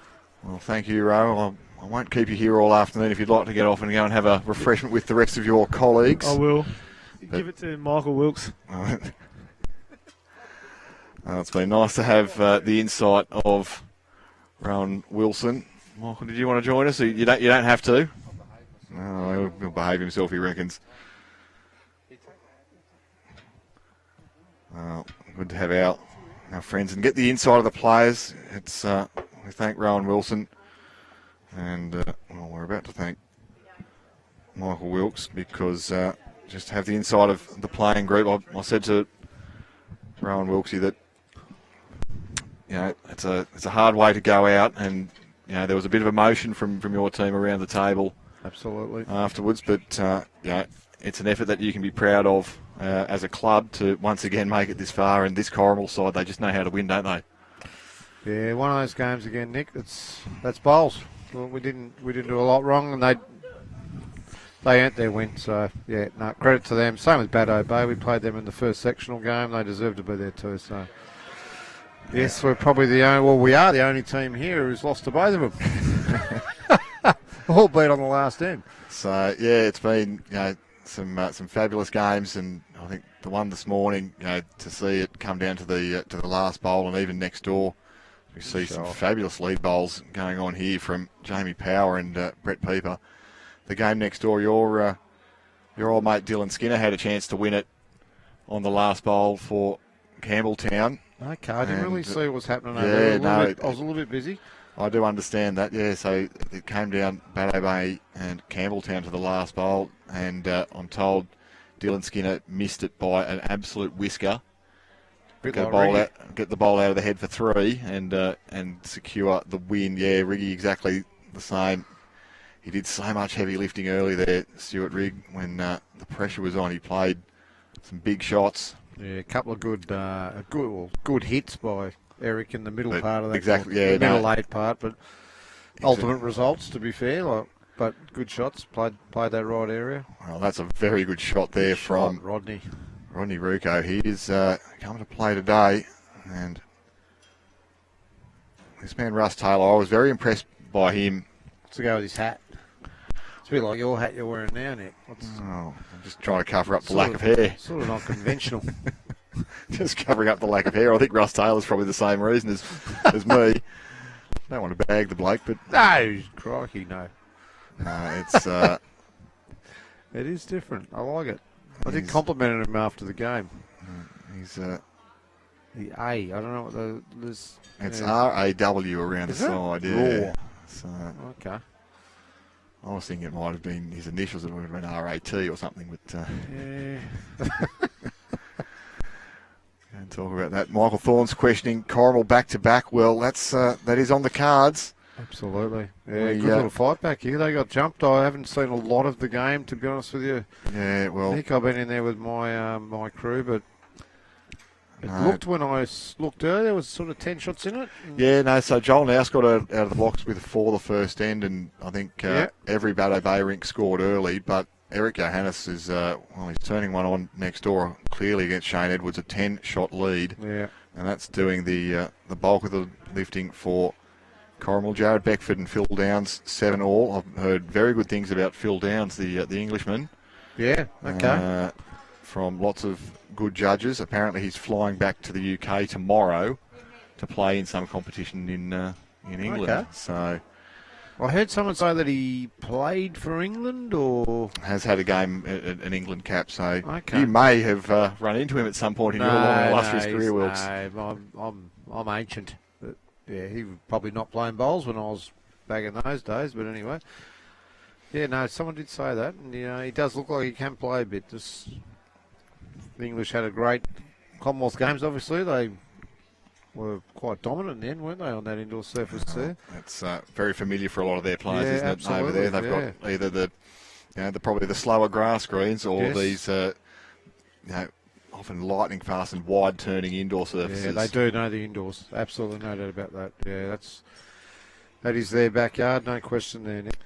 Well, our friend Kathy Burns has jumped on. Great effort, Marimbula. Hold your heads high. You all played well, and I'm sure Kathy will catch up with you, Michael, down at Marimbula before too long. Her and partner Richard. Yes, I think there's still a bit of snarp there, Nick, too. Not much. No, not okay, much. It's pretty. Actually, got a grim. photo from Brett Ryland this morning. You reckon there's maybe 2 weeks to go? in the Yeah, that season. sounds about right. Yeah, it's okay. pretty ordinary. So That's a shame, isn't it? But anyway, more I'm time not for, a more time fan for of bowls, the mate, snow, and yeah, well, true. more time for Mav Moran to get down Oh, here what and a sit shot, this Mav. Mav. He's on a rare vein of form. He's been going good, hasn't he? He's done a lot of turnaround in his lifestyle, and well, it's clearly showing on the green too, isn't it? Right? He's clearly getting the rewards for it. Yeah. he's somebody I wouldn't be surprised to see him in a Illawarra region shirt next year at the Interregion. Would not be surprising. As he's the current state champion singles runner-up. Took a big performance from Jay by Norris to get the win in that one. But yeah, Mav's seen some great success, and here at the Grade 1 Pennant Finals, playing third for John Green. Similar sort of shot here from Graeme O'Donnell. If he's got the weight, he's going to go very close to getting to that red bowl and tipping it out of the head once again. Well, Yeah, good shot. not quite, but We still. actually played against this rink first game, Nick. We played Joel, and he was outstanding, actually. Probably, to be fair, the best skip I've played over the last few days. Well, no doubt about that. He played a fantastic game of bowls, but his third, he very solid. Like, they're a very solid rink. Well, Rowan Wilson wrapped him. He played Joel Nouws, of course, in the state singles in the Absolutely, semi-finals, yeah. and it was a win for Wilson in the end. But he said he had to work for it. Absolutely, yeah, very good play. He's only been playing for. I remember having a chat to him after Rowan played him in that singles final. He's only been playing bowls 7 or 8 years. Okay, so he's obviously a natural, a quick learner. Absolutely, yeah. Well, I said about his delivery in the earlier stream, it reminds me a little bit of somebody who, those that are around the South Coast, just the way that he delivers the bowl with his arm, of Robert Craven. Yeah. And I can see that, and Cravo's had a lot of success with the ACT side and winning tournaments around, particularly the Fortune Fours and the like, down your way. Absolutely, yeah. Cravo's a regular down at Marymount. And I can just see there's some similarities in that delivery with Rob Craven. So clearly it's something that works for him. And it's not necessarily textbook, but neither's Brett Pieper, and we know how effective he can be. Absolutely. I mean, it's the old thing, isn't it? You do the same thing continuously, then you can get the same result. And yeah, he's got a very consistent delivery, but geez, he can draw a shot. I will say that he drew outstanding in our game. His rink were saying the same thing. If you wanted anyone to draw a shot to save your life, they were all saying that Joel was the man to do that. And he's obviously, I've put the mocker on him here. Jeez. It's happened. No. It's happened 1,000 What times. am I hasn't it? doing? Well, I wanted to alert you to. I don't know whether you've had a look at the other grades, Michael. Well, here we are. Marimbula are leading Miller Park 31-26 in grade 5. So that's the around the grounds for you. You beauty. Our mates from Bega, though, they were knocked off in the semi-final. Yes, there's a bit of a shame. And Would have Eden in seen. the And grade Eden in the sixes. sixes, Yeah, we actually had a few practice games with Eden and Bega down our way, down a little corner of New South Wales there. Yeah, It's clearly. I honestly thought that Bega team would. So did I. Yeah, they Dylan Cuthbert and John Chalker, Howie Black are like pretty damn solid team. Well, But anyway, there's a Lightning Ridge side still in that section that looks very solid too. Yeah, So. well, we played a couple of them in the state pairs final, didn't we? Yeah, Shannon Ty. Yeah, absolutely. Yeah, good. Yeah. Good duo that. Yeah, maybe a shade better than a grade 3. Those couple of fellas. So As proven. It's all on the day, but opportunity here for Joel Nouws, I think. The suggestion is to play a pretty positive sort of shot here. Get the edge of the front bowl, get back towards the jack, get back towards the red bowl. It is currently only 1 to Bateau Bay, but John Green still has a bullet left. Yeah, it's pretty inviting there for Greenie too, isn't it, really? Well, we'll see what Joel can do here to perhaps defend this current 1-shot advantage. Love to hold on to it with Bateau Bay trailing now on the master board, 21 shots to 24. Decent line. Well, he's really far He away. shoved it. A little bit underweight, Nick. Well, might be a good bad bowl, if you know what I mean, Michael. Just providing a little bit of protection. Sort of covers that inside rub off that pack there. So, he's had a good day too, Greenie. He was fantastic this morning. Jeez, he played some bombs against Rowan. yeah, well, Rowan said that was one of the highest quality Pennant games he reckons he's ever played. Yeah, 28 shots in 21 ends. Yeah. Does absolutely. tell you that. And here is John Green. And here is potentially. And he's not. He's getting a little scrubber there, Nick. Well, the fluttering heart of Joel Nouws just gets through, and it is 9 shots to 2. And would you believe you can't escape him, Michael, on the stream. Tim Thorning. Is that you, Michael? You better run away. Timmy. You better run away before Tim Thorning gets into you. Holy mother of God. Well, I'm going to shoot off. No, thank you, Nick. I'm going to Thank go you, back Michael. to my beautiful pot of mammals in there. All right, enjoy your afternoon. I'll catch up with I you will do. before the end of it. Great job, as well as Rowan said, to Yamba Bowling Club. Fantastic facility, great hosts and bowls New South Wales. Brent, our Dolphins have enjoyed ourselves as we always do, so we'll be somewhere in the bar if anyone's looking for us. Thank you, Michael, and really appreciate both Michael Wilkes and Rowan Wilson joining us in coverage here. Just great to have that perspective from the players, even the defeated semi-finalists. We know for both Michael and Rowan that's not how they drew up the finish of this weekend, but for Michael Wilkes, he's had a tremendous year and another tremendous campaign here. We might go through the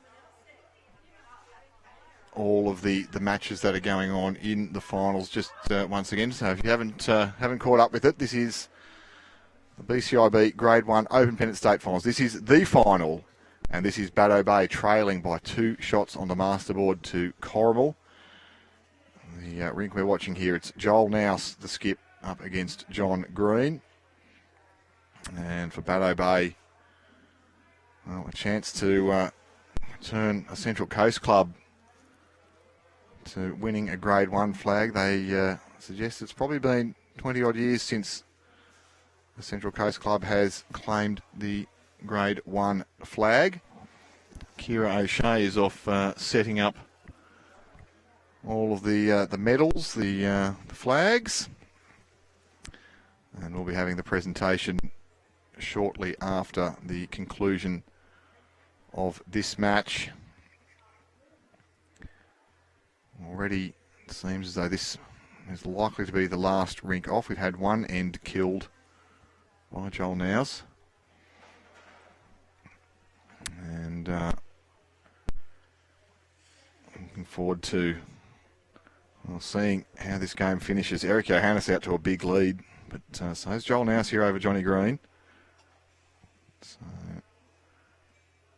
a bit of water to go under the bridge yet. In Grade 2, it's Kempsey Macleay 35 leading Charlestown 14. You can catch that on the B stream, but with the A team of Gavin Holborn and Katie Astley. So we're streaming in stereo for you this afternoon, and you can watch on the Grade 2 action from Maryland's 24 all. Phil Downs has just picked up a couple of shots, and the masterboard flicks over once again.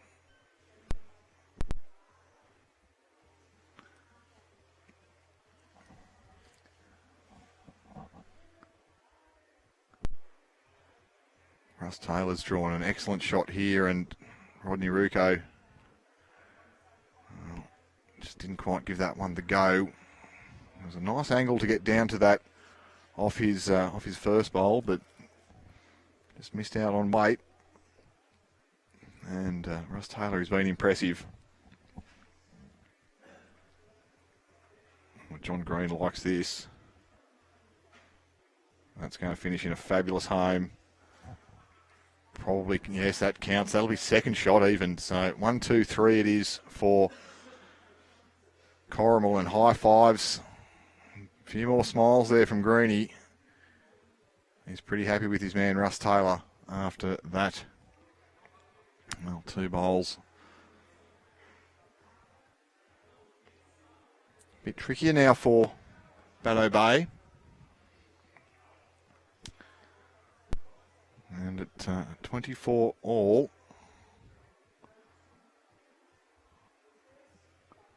I've threatened extra ends a couple of times in this sequence, in this broadcast. We thought it might happen, and it nearly did happen in both the semi-finals. Graeme O'Donnell, well, he gets down, tips the Russell Taylor orange bowl across, falls back down now. That's probably potentially a little bit better for Bateau Bay. There might be a shot on to go. Pretty firm at that.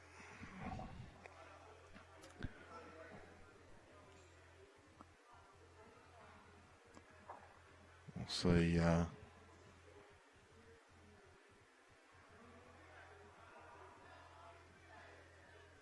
What Mav can do there. Well, it's a bit of a nothing bowl. I was looking to add. Joel's still saying you can get that off the edge of the white. I think if you had somebody with a noted power game, such as a Kyle Johannes, we saw this morning, playing third, there might be a different call here, but he's going to back Graeme O'Donnell. Going to back him to play a pretty good bowl. Mrs. Tide has got this one coming up too. Well, that is a result, and now 1 only to Corrimal Cougars. And for Johnny Green, well, he's going to ask Mav to try on the other hand to get down, turn down, sit the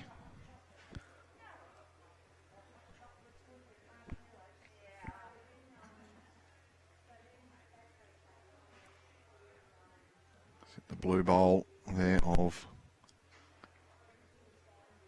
Bateau Bay. He's very close to this. Mav, what a shot. That's a fabulous bowl. Makes 3. And for Bateau Bay, they're being placed under a little bit of pressure here.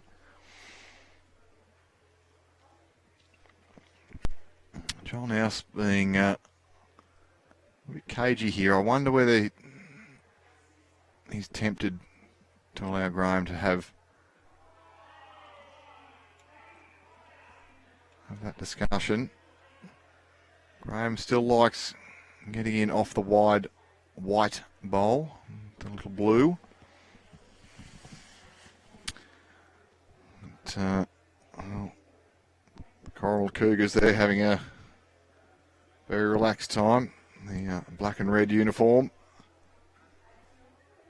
It's one of the better ones, I believe, in the sport. They look very neat and tidy there, Corrimal. Joel.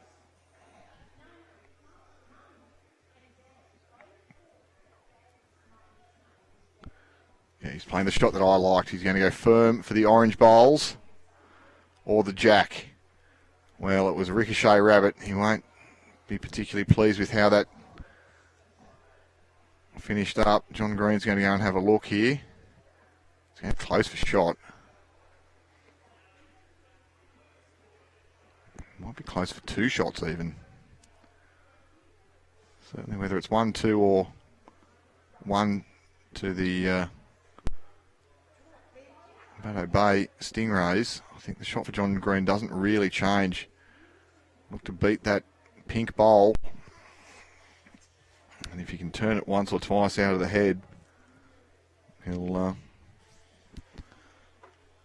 make a good count here for Corrimal.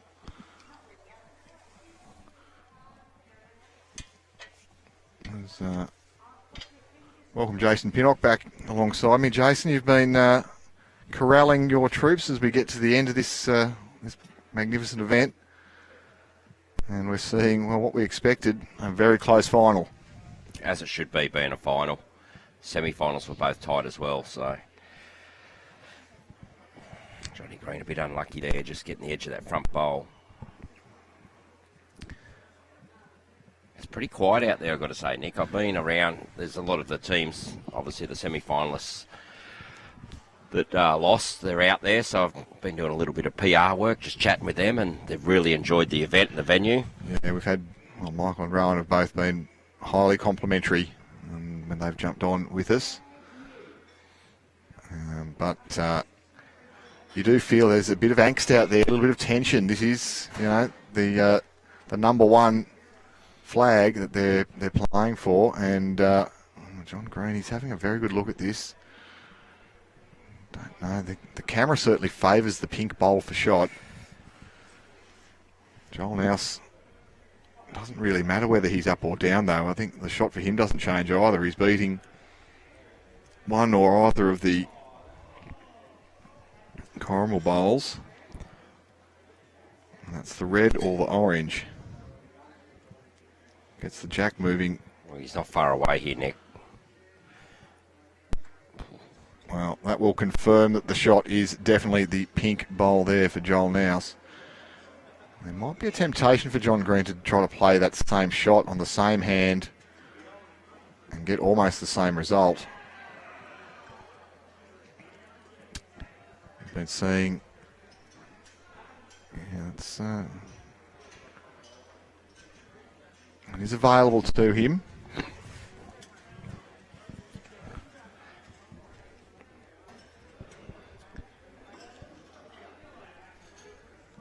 We did see some emotion from some of the players who were defeated semi-finals. The Marimbula team, they looked as though they really felt that one got away from them, and then they should have been out there playing right now. Yeah, absolutely. You get that close in a semi-final, and their form leading into it was, you know, was pretty superb. Really, they were playing sensational bowls, but that's our game at times. Johnny Green. Ooh. Well, it's going to be one shot to Joel Nouws, and well, that's important. And he's doing the hard work. Next door, it's Eric Johannes doing the hard work, though, for Corrimal at 17-6. He did look in some ominous touch in that morning game, you know, as well as Stuart Rigg played. Eric Johannes seemed to have an answer for everything. Yeah, he sure did, and you can see he's doing it similar over there now. But you know, all three rinks are just looking at the masterboard only. That's all that matters in this match. Well, it's a great credit to you and your team. You've got the managers and the masterboard plonked right in the middle of the pitch. I love that. It's a great way to ensure that everybody knows what's going on and what we are playing for here at the Bowls New South Wales Grade 1 Open Pennant State Finals. It's Corrimal leading by 2 shots on the masterboard. We're approaching halfway in this match. I'm just going to go around the grounds very shortly. We don't have updates, but we can just show you who is playing in all of the finals in all 7 grades. So we'll quickly flick through those in just a moment as we watch Brett Pieper.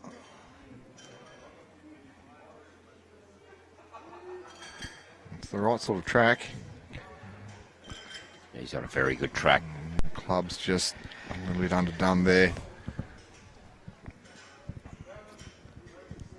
Probably an idea that a lot of players would be swapping hands, but Jamie Power feels confident that he can skirt this front bowl, and he's done it by taking a much tighter line. It's so easy to do, Jace, isn't it? Yeah, they're probably feeling that end of where they're delivering from. They're probably feeling a slight breeze there.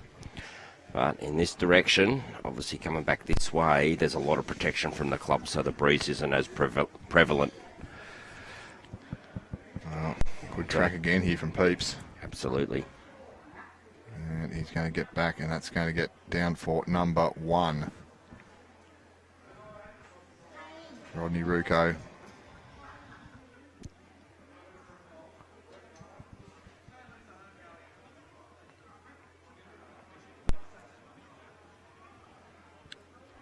He's out on a fair track. There's not a lot of turn on that hand. And he's going to get down and draw the shot. That's well done, Rodney. Yeah, great shot, Rodney. Had a quick chat with him before the final, and he said, Jace, it's just another game. Just another game. He's pretty laid back. Just another game of bowls. Well, we've been going through, chatting with them. They did say it's been, I reckon, 20 years since a Central Coast team has claimed the Grade 1 flag. Jace, you'd probably remember. Oh, mate. It was a Halakalani side, they reckon, when Sheriff and the like were there. Well, that's not surprising, obviously. Back in the day, a very, very strong club, Halakalani. And There's also another bloke there, Phil Flippance, I think. that was the one, yep. Yep. I do remember that name. That was the name that was mentioned. Flip and the great man Omar. So we'll see. I'm sure somebody in the comments will know when the last time a Central Coast club won a Grade 1 flag. And improved the shot there. Rod Rewko does it first on one hand, then on the other. Very clever. And great position too, you know, nice setup there for a trial for them. So Corrimal would really want to try and get to this first. Just going to miss on the high side slightly there, does Russ Taylor. And as the thirds head to the mat, we'll have a look at Grade 1.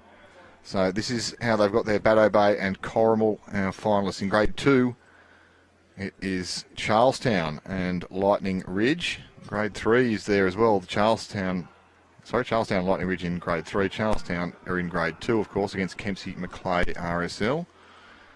Grade 4, Glenbrook up against Gunnedah. And Grade 5, Miller Park Merimbula. Grade 6, Seaforth and South Tamworth. Do you see a pattern emerging? St John's Park and Carringbar in the final in Grade 7. So those are your finalists in all 7 grades. And back live, John Nouws is just asking for that one to clear everything. He'd love to get to the inside of Brett Pieper's bowl. Still 1 to Bateau Bay. Yeah, you can see Greeny's indication there is B to that jack, a little trail, absolutely perfect. You can trail it down. He's an experienced campaigner, John Green, and despite this margin on his rink, I feel he's not going to be too flustered. This is pretty close. Well, Oh, he's urging asking it for on. it to run.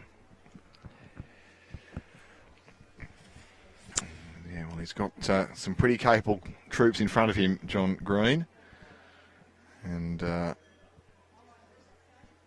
last bowl has done is it probably looks a bit of a nuisance in terms of accessing the jack here for Graeme O'Donnell, because a little trail would have been plan A for the Bateau Bay Stingrays.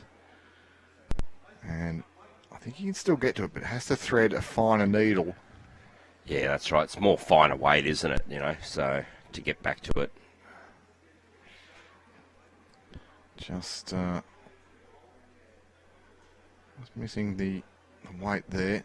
And Green's asking for a little bit more direct weight through the backhand, up and over the orange, or down to the jack, down to the shot bowl. Mav doesn't play with huge weight, but just plays with good accuracy. Yeah, you can get up and over that Russell Taylor bowl there, and you know, probably 2 rolls on that, and it's probably shot at his neck, I think. Greeny Pointed this pretty well. Have a good look at this. That's the call. Russell Taylor up and over once, twice, Oh, 3 times. Makes a bird of it. Makes 1. he's got his finger up. He was sort of Wavering, wasn't underside. he? Yes. Yep. That was a beautiful view there from the far end. That's what the players will see. That's what Joel Nouws will have to deal with. And the challenge is on this backhand is it's probably an easier way to get shot, but it is also a easier way to give another one away. Yeah, exactly. It's all Corrimal bowls coming in, but Here we are. Brandon Wilmot, he's straight onto it. I knew somebody would be there, and he's a good man from Ettalong. Central Coast State Grade 1 flags winners, Halakalani 2006 and 2002. 20 years. So 20 years, and then Gosford in 1977 and 1978. So thank you for that, Brandon. I knew you'd jump on for me. I didn't know it was going to be you, but I knew somebody would. And that's great to know. Now, if you can research, Brandon, the last time there was a back-to-back Grade 1 flag, it may well be Gosford in 77 and 78. I can't think of one more recently than that. There may have been a Cabramatta or a St John's winning it 2 years in a row. Yeah, before Platinum time, maybe. Pre-Platinum, yeah. I'm thinking, but even then, that was never easy. And it's going to be Joel with his searching weight on the backhand. Yeah, Probably wants the split now. Well, he shredded a needle, unfortunately. Weight was pretty good, but in all honesty, that sort of weight was only going to really promote the Corrimal bowls, and I don't think knocking him out of the head. If he's playing down there, I would have expected to see a little bit more positive again, Nick. I don't know, but Yeah, well, I think there's an argument for it, particularly with those the pink and now the blue at the back left of the rink. You know, if you go, now I hate to use the word, but raking through on the backhand, you know, you can get bowls out, you can get the jack moving. Yeah, you may go 1 down to 1 down, but you may go 1 down to 2 or 3 up potentially. that's exactly right, yeah. So, similar shot for Greeny here. Just has his bowls coming in here. Any turn of them will change angles. And It's a little high. Well, even sneaking past, though, if you can get down to this white and blue, that's going to be pretty handy. That's going to count. It's close to counting, actually. Oh, big thrust of the pelvis there from Mav. He was asking that one to flop over. And for Joel Nouws, I wonder if there's some temptation to play this just a little bit firmer.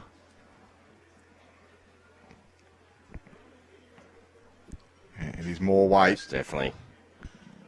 And probably a better outcome coming here. Gets the edge of that onto the shot and rattles around at the back. That's what I said, Jace. It's There you go. just gives yourself chances, and it's now 2 shots.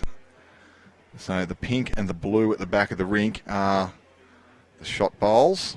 And for John Green, well, it's a big skipper's bowl, isn't it, Jace? Well, it's a similar weight here, Nick. He can play a metre to that bowl, you know, and he'll turn it up for shot. If he draws a metre with that metre weight around it, he'll draw the shot. I think it's the same weight, either Either shot. So, yeah, looking to get through that red bowl of Mav Moran on the way in. The forehand is the suggestion from Jason Pinnock. Tarrant Point three-peat is the suggestion. Oh, yes. That's right. That was pretty famous, that was. The three-peat. So, if someone can let us know exactly what years that was. But Would have been back in the day of Turley.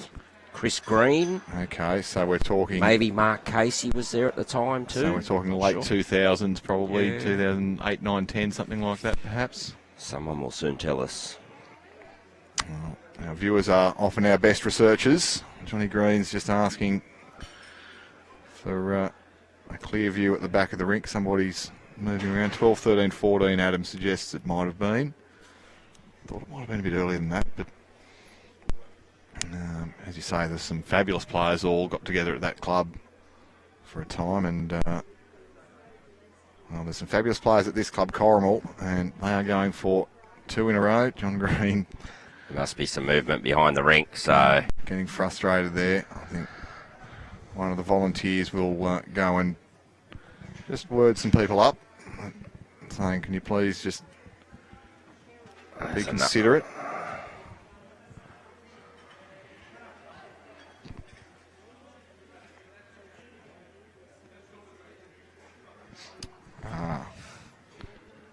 Here it is. Well, the first bit's good. His air's good. It's down to his weight now, Nick. He's given it every chance. Will he pull up? Of course he will. Will he pull up? John Green. Of course he will. He's John Green. What a shot. Crowd goes wild outside too. That's nearly as good as one that you and I called at a certain state final in Ballina. Where I drowned you out. Well, here it is again. John Green. He took his time with that, and, well, I bet he's glad that he did. As you called, any contact through the red of Mav Moran on the way up would have been good enough, but instead he draws right to the lip, and that's a super bowl. Johnny Green, take a bow. He's played one or two really big bowls. We saw one in I think it was the quarterfinal, Nick, where it was late in the game too, yesterday afternoon. 3 down on the head in the second last end, which would have put him behind. He's drawn the absolute or a back knocker, so... Fabulous bowl there from John Green, so he moves on to 3 only. But he's played some bowls, and I think he'd be on more than that. TK saying, that's awesome. Yeah, who else might have been involved in that three-peat? The three-peat is John Green. Very likely. Tarrant Point. Well, Lee Stinson has looked after us, my man. Brilliant. So... Tarrant Point defeated Belrose in 2013. They defeated Belrose again in 2014. And they defeated South Lismore in 2015. But not to be outdone, and this is pre-platinum, mind you, but Cabramatta had did it 17, 18 and 19, defeating Mount Lewis and Johns Park and Tarrant Point in those 3 years. There we go. So we have had back-to-back champions fairly recently. But it's still... Well, it's going to be a rare achievement. Glenn Dixon's got a lovely comment for you. As he would. Keir O'Shea. He was most appreciative of the colours of the flags featuring in the graphics there. Nice little pickup. I wonder who suggested that to you. Maybe they should get a raise. Oh, what a shot here. Brilliant. Jamie Power. That's... A-grade leading. Peter Thornton telling us apparently Tarrant Point was short and they gave Craig Donaldson a run. So, pretty handy too when you've got Craig Donaldson coming off the bench. This is a pretty handy shot here from Russell Taylor. He's going to grab this jack on the way through. What a shot. Wow, shot for shot here at the moment, ladies and gentlemen. Oh, are you not entertained? This is absolutely superb, the standard. These players, they're at the end of a big campaign. For most of them, it would have been a full day of travel on Thursday. Practice Thursday afternoon. 2 games Friday, 2 games Saturday, and this is their second game today. 6 games of Pennant, and what a response, Rewko. Stop it. This end is just a highlights reel in itself. I'll tell you what, we've got a few. Martine's watching from South Africa. You've tuned in at the right time. wherever you're watching around Australia or around the world. Nick Hind and Jason Pinnock here with you. Glenn Dixon asking someone to buy me a stepladder so I can get a raise. Russ Taylor, can he respond once again? This is pretty good, sort of a searching track. He's on that aggressive line. Can he tip that Well, ball? he's tipped it out. What a shot. Well, there we Stop go. it. 4 in a row. Stop it. The replay button getting absolutely belted here. 4 in a row. And, well, there might be a little supercut of this end coming up from Kira O'Shea momentarily. Tell you what, and Rewko's on a fairly good line on the P5. tighter side here. Here we go. Brett Pieper's just getting in our road. He's done it too. Rewko, 5 in a row. Stop it. Oh, well, I know you can watch the Grade 2 action on the dual stream here this afternoon. So we trust if you are watching that, you've got this one on as well, because this is sensational bowls. We've got Gavin Holborn and Katie Astley calling the action for you in Grade 2 at Maryland's. The green looks to be flying there as well. Chase, I had a little look before we Are they went playing on on there. the grass green, the final? Yep. They are. It's the grass green final, and it looks to be running very nicely. Mav Moran, he's on a decent sort of a track here as well. I tell you what, are we up for the half dozen? Oh, well. Mav Moran, Brett come Pieper's on been down. cleared out of the road, and it's another fantastic shot. Oh, how good. Well, How good. That's a bit of energy back in the call. It's been late in the program, but these players, they're not going to die wondering here. It's just going absolutely remarkably. These bowlers. this is a hard shot now because we know this is a tighter hand, but gets down to that red, and I tell you, We just need to clear the front. He had a good line to it, though. he's opened it up at least. Yeah, that makes it look much kinder for his second bowl there, Graeme O'Donnell. Mav Moran now can really close his hand off. Front knocker here is what's called for. Well, First bit's good. that white and blue bowl at the back of the ring's looking very, very handy, though, isn't it, for He's Bateau just Bay. done that, unfortunately. If he had got onto the front there, you know, the Bateau Bay catcher is very good.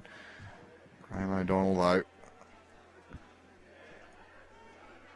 well, we know it's a hard thing, but you play the same bowl here, you'll get right down to that Mav Moran shot. Perhaps a hair higher, Jason. Well, maybe... Yeah, tendency to do that when you've just knocked into a short one first up, but he did clear the road. So hardest shot in the book, I say, is to the play same. exactly the same bowl as your previous. It is the hardest shot in the book. They say drive to draw is the hardest, but I'm saying that. Oh, I'm saying, you know, cut down, draw seventh should. Seventh wood, that's pretty hard too. Clive Adams used to say that often, that it's very hard to adjust if you don't know what the same is, and that's why it's so important to go out there and have that rhythm with your delivery, so you can Johnny feel Green, very he similar. got the run. Oh, of course he does. He's Has Johnny he got Green. the run? Johnny Green, and finished in a really good spot. This is some contest here. That camera angle tells me that it's probably the blue. Johnny Green hasn't quite gone far enough, and Johnny Green hops, skipping a jump over the head, doing a bit of hurdling. And Joel Nouws is going to have a crack now. See if he can add to the highlight reel that's been this end, number 10. We need some weight on this because it will turn late. Oh, look at this. Joel Nouws. What a shot. Unbelievable. Absolutely sensational. Unbelievable. Jason Pinnock, you've come in at the right time, my man. This is superb bowls. May have even made two. Mav went one roll up and over. See, John Green is saying, I can get to it off that edge. It's probably the only way you can get shot is actually get an edge there, because it's not really pulling back hard there, is it? So, well, maybe up and over his own is the other thing, but again, there's probably some kinder edges out there than relying on the red bowl at the front, the red and white of John Green, to get up and over, because you play that a little bit tight and you're going to slide off the front. Either way, it's probably weight to the back to that red bowl in behind the head. That's his weight he needs to play. And see if you can find a kind angle.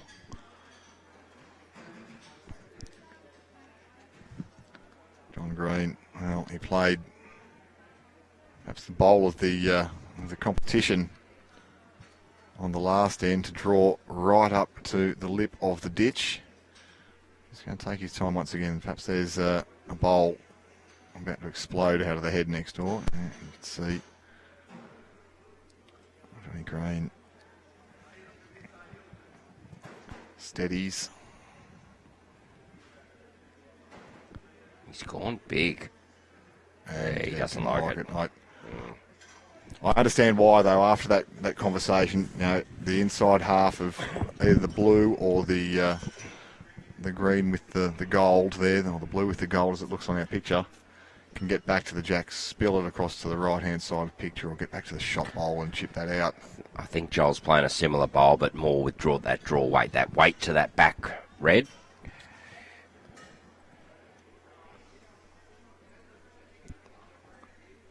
Even if he's got two now, he can use the edge of his and guarantee the two. If that's an up and down two, he can use the edge of his own and guarantee the two. Yeah, like the call from you, Jace, or even if he gets down through the hole and gets to the red bowl himself without using any edges. But there's some opportunities for this to work playing wider rather than tighter. He's played it very well, Jace. Joel Nouws. He's Pull going up to now. How about What a just draw shot. it?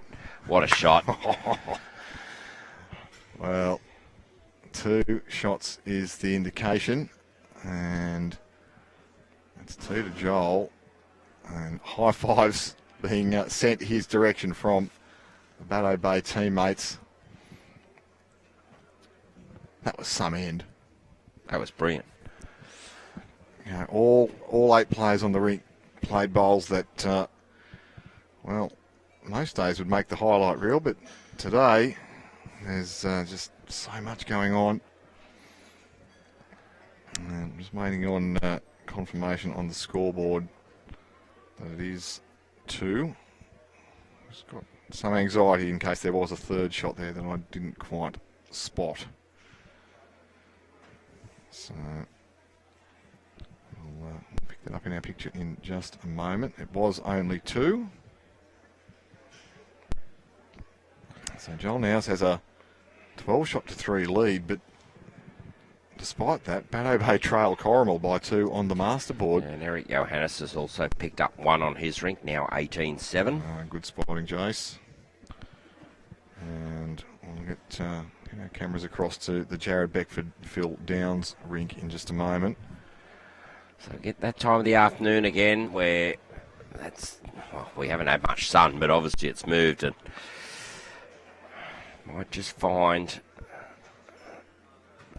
players just need to give it that extra 2 foot. They do. Brett Pieper straight away. What a great shot. Giving it every chance. Yeah, travels through a little bit, but that's a better finish. Well, Eric Johannes has picked up Well, he's 3 picked up further 3 shots next actually. door. Sorry, yep. So 21-7. So doing some real damage over Shane Edwards. Yeah, this is well down, this one. And nice correction from Jamie Power. And now it's John Green saying, flip over please, peeps, and just try one the other way.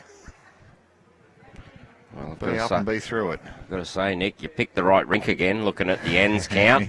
Hey, you've nearly 100% this campaign. Well, we haven't moved cameras yet, and I'm very pleased with that. And Brett Ooh. Pieper, he'll be very pleased with that little rub. Yeah, it's one of them ones. He's played very, very good weight. Yeah, I'm okay with high-fiving that sort of A lot of bowl. people are, actually, If that bowl's not there, he probably draws the shot anyway, so.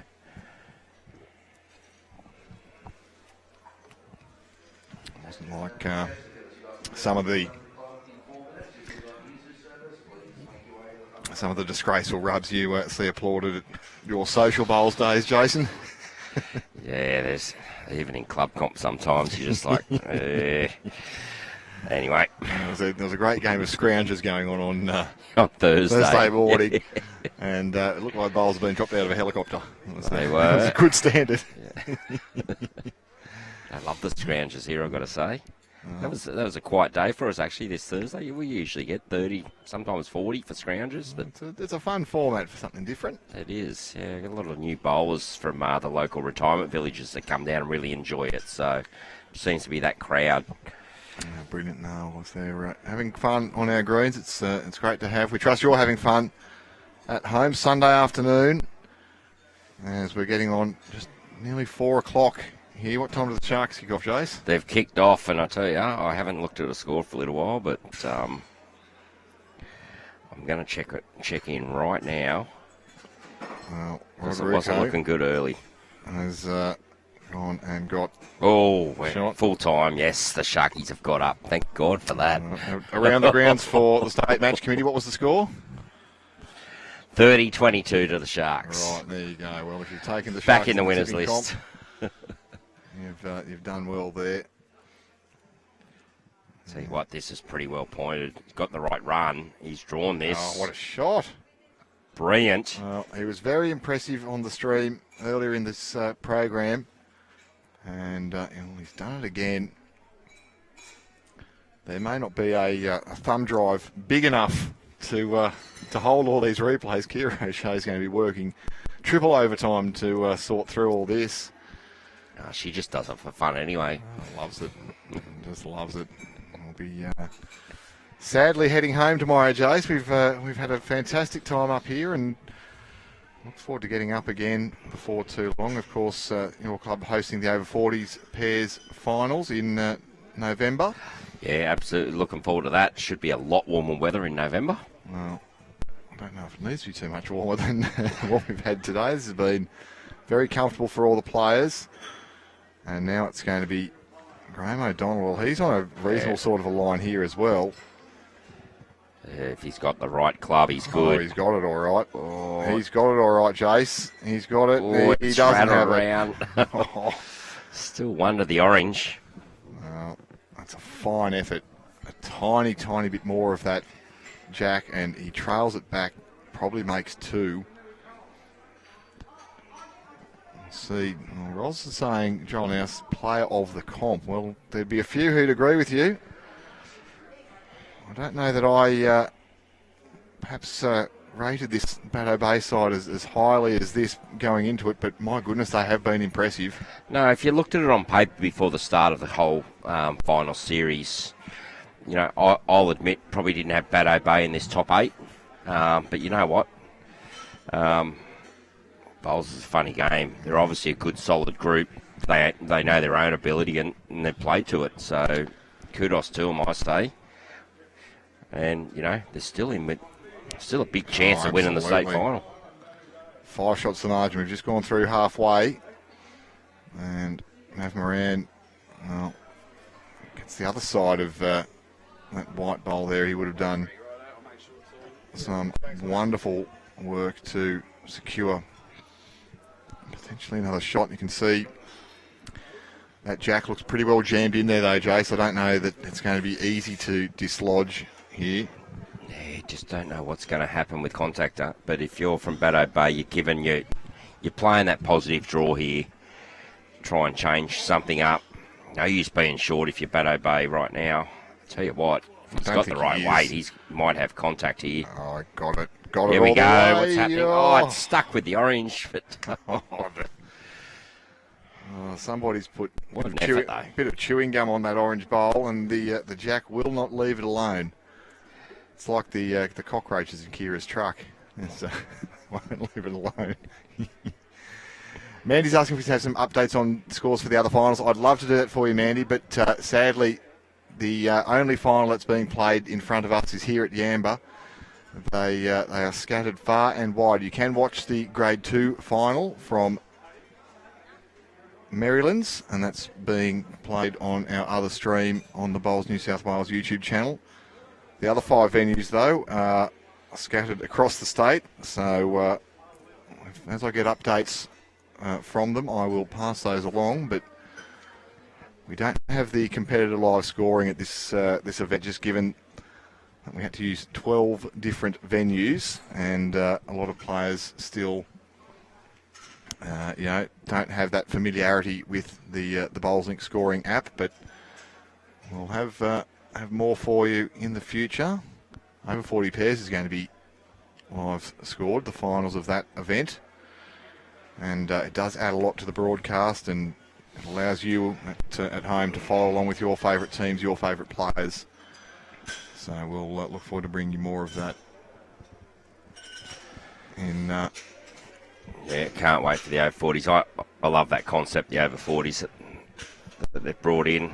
Just fills that little gap where, players leave that open era of representing, but just short of that senior era. I think it's a great concept to still give those players, that opportunity for state titles and state representation with the over 40 side as well. We've seen really keeps them engaged in that high performance end of our game. Yeah, we've seen Craig Donaldson, who was a winner, then a runner-up in that event, and he's featured prominently in recent over 40s campaigns. Joel Nouws, he's going to be looking to close here. Just very get a close. little bit of contact and squeeze this jack. Very close. What a shot! What a game we're seeing here. Has it got all the way? Well, John Green's having a look here. It's a 3-way go for shot, and Greeny's body language tells me he's down there. Yeah, because every time I've seen Greeny use the fingers, if he's up, the finger's up. He'll let us know.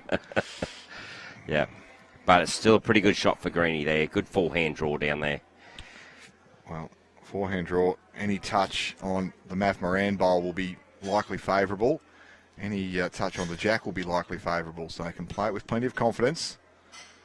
Got these flash new arrows. And even got the Corrimal Cougar on them, so don't expect a change of clubs anytime soon for Johnny Green. He's just lashed out on a flash new set.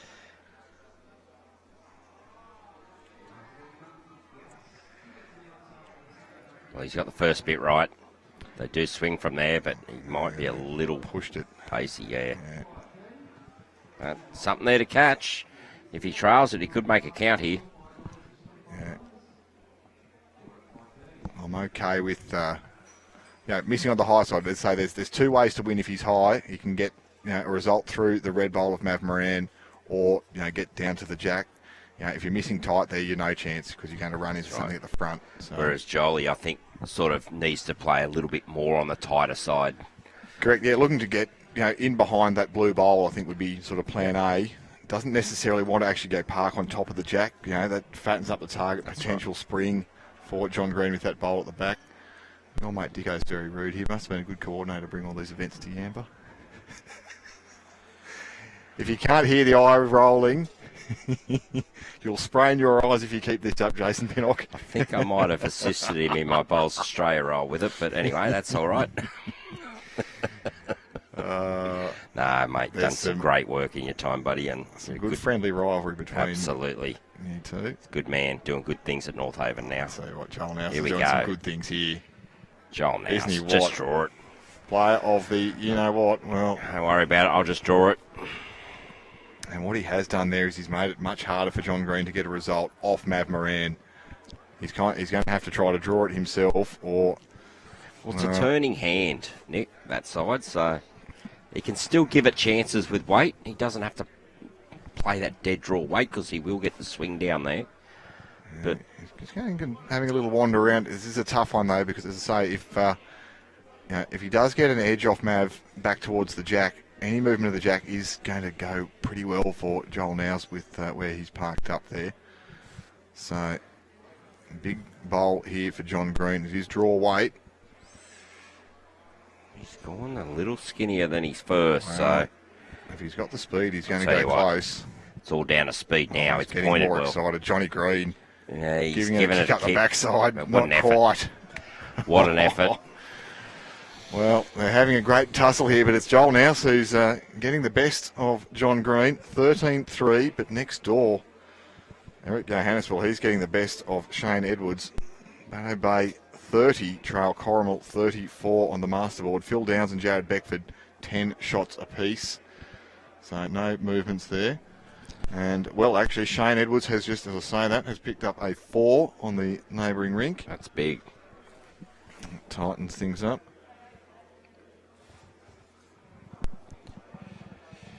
And it's certainly big because what it does to the masterboard, Jace, is it means that it's just, well, we'll get started now, and it is 12 shots to 10. So Phil Downs has picked up a couple. So all of a sudden, Bateau Bay from 4 down to 2 up.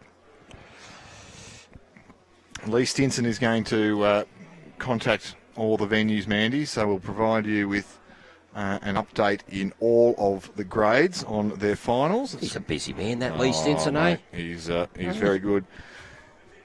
So in grade 5, I can tell you that Miller Park and Marimbula, 47 all, if you don't mind. Wow. So there you go, Mandy. That's grade 5 for you. That's the one that she was after. Grade 6, Seaforth lead South Tamworth, 45-39 through 47 ends. Very close there. Very close there once again from Brett Pieper. What a shot. Winding back the clock, Peeps. Doesn't have to go too far to wind it back. I think he's still got plenty in the tank, doesn't he, Pieper? And for...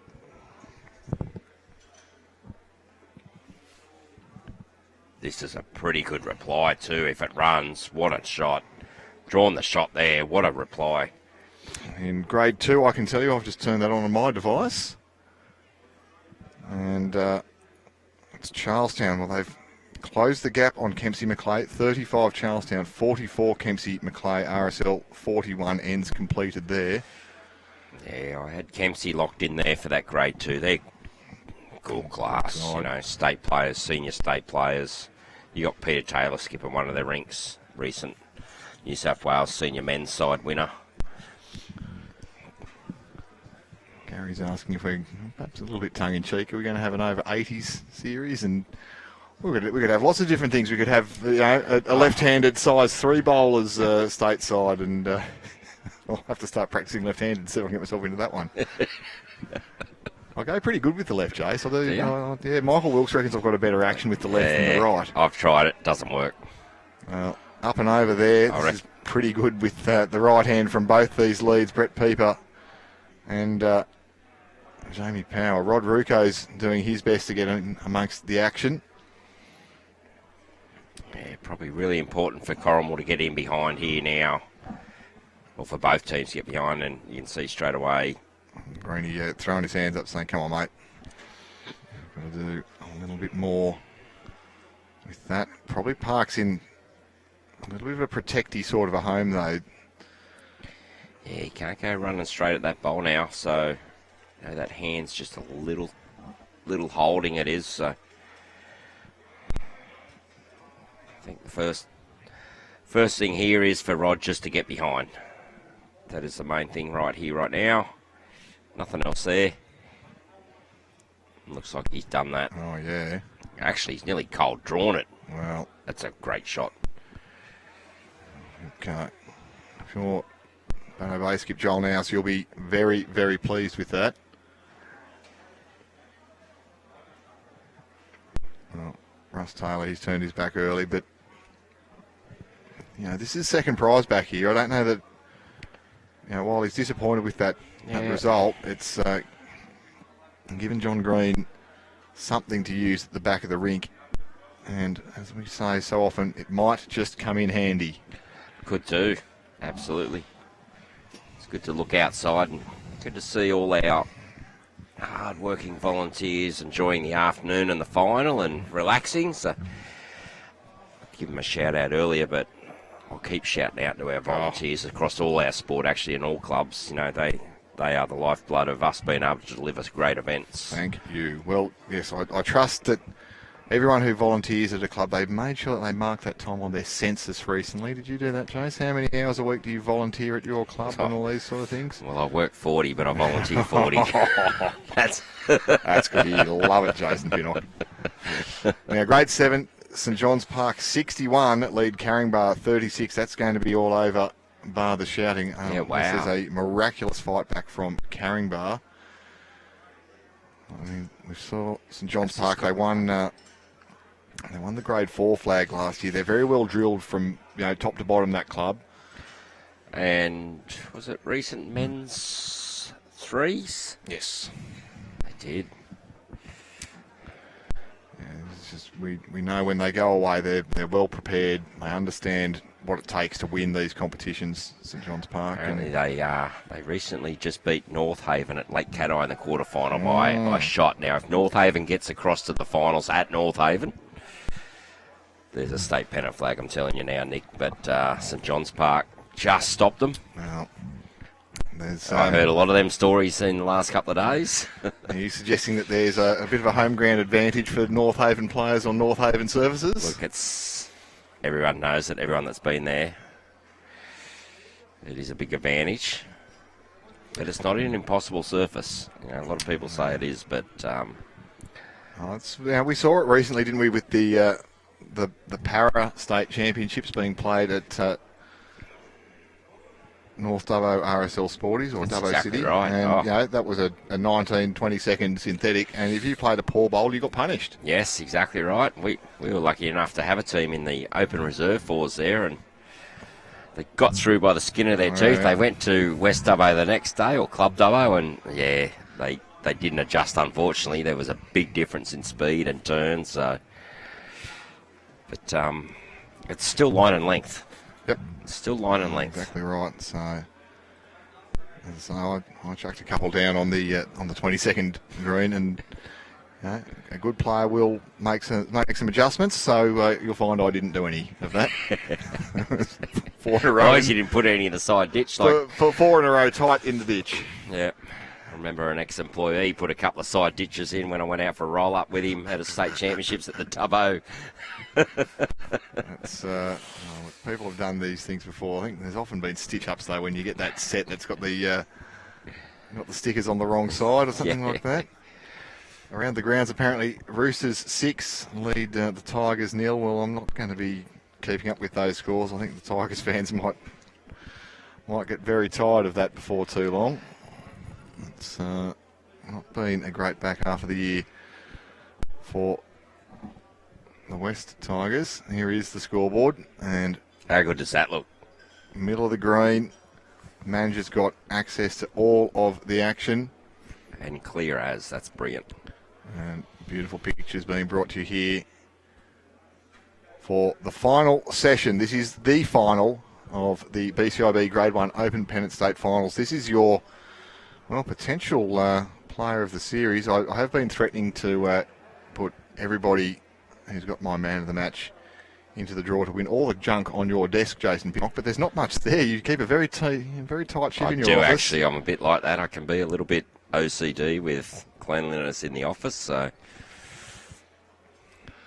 messy office creates a messy mind, and I can't have a messy mind with everything that's going on, so... Got to stay on top of things. So currently John Green's having a bit of a look at this. He's not got a particularly easy shot available to him. The blue bowl that is... Who's got shot, do you think, Nick? The blue bowl? I think it is the blue, yeah. Yep.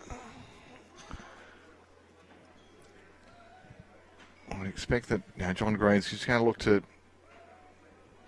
try to sit and stay on that blue.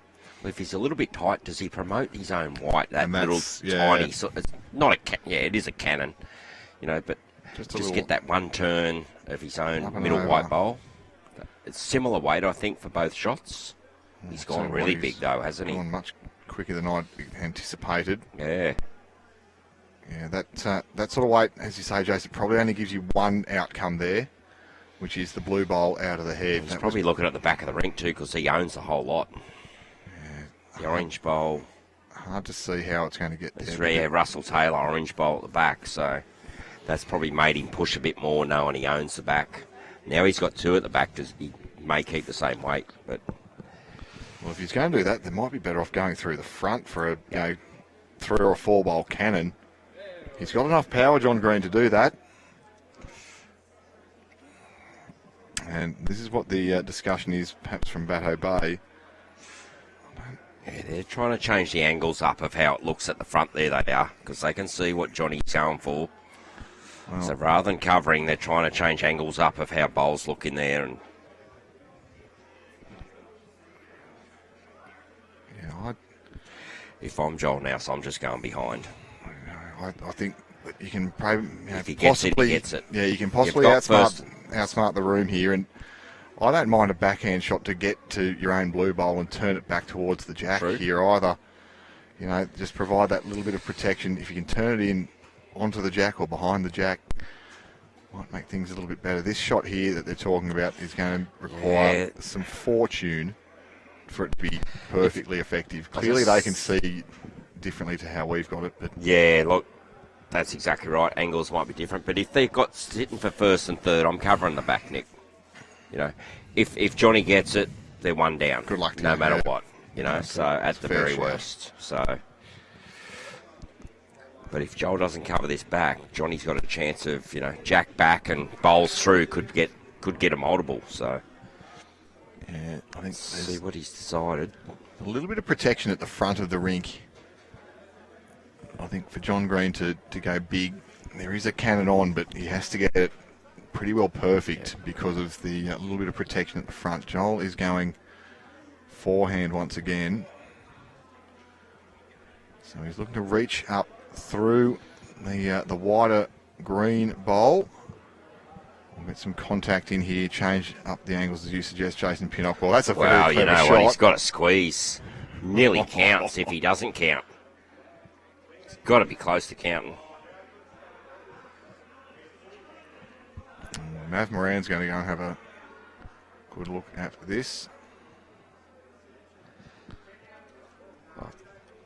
Still think, Nick, that backhand, that white bowl looks like it's coming onto Jack. It looks like it might come off the blue, Jack down the line, and there's a couple in the right down the bottom of the rink there for Corrimal. So That's, well, Mav Moran, he's pointed out that white bowl at the front, and the other, well, Johnny Green's saying potentially if he misses on the high side, he can get He can the get a blue bowl kill. to edge across, Who potentially owns the kill. red?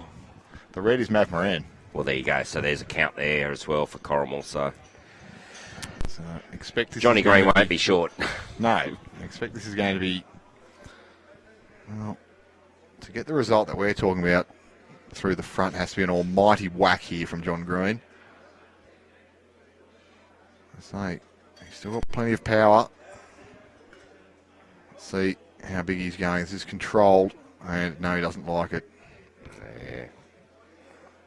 That tells me he had 2 ideas. So it's probably one was going big whack up the middle, and 2 was Well, they're looking at the second. playing that more controlled one, and it is 2 shots. Well, I'm going to go and have a quick break. Thank you for coming in once again, Jace. We'll catch up again before too long. I'll turn you off and you can jump on out. And it was 2 shots there to Bateau Bay, so 15 now to 3. If you told me that John Green was going to get a little bit of a tune-up like this, I wouldn't have believed you before the start of this match.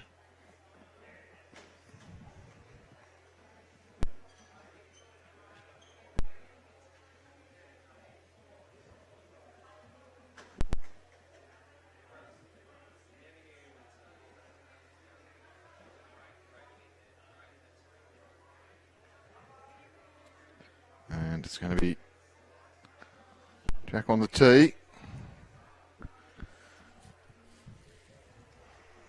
That's up a couple of metres. And it's going to be once again Jamie Power to look to power home here for Bateau Bay.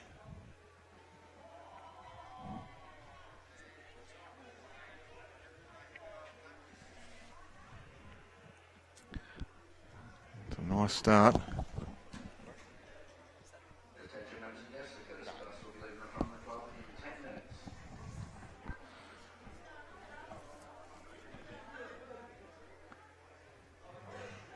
Brett Pieper.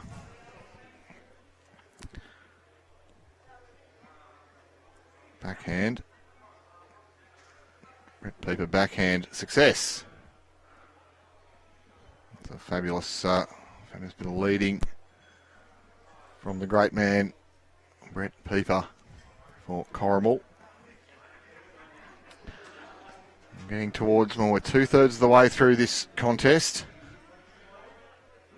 And in grade 4, they're a little bit closer to the end. They're 51 ends completed. Gunnedah 51, lead Glenbrook 44. Old mate Brad Cartwright from Crookwell just walked into the building. Crookwell, of course, a Bowls ACT member club, but spent a lot of time working with them during my tenure with BA and, of course, Bowls ACT. And one of the fabulous doers and a lovely little country club is Crookwell in the capital region. Bateau Bay, well, it's a lovely big club in the Central Coast region.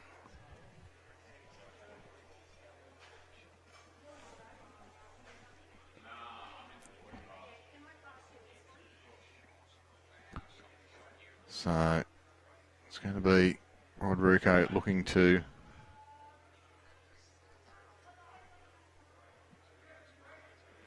get past here.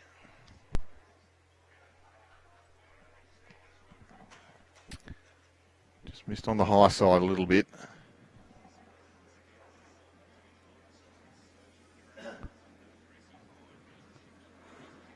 And well, that's a super shot there from Russell Taylor.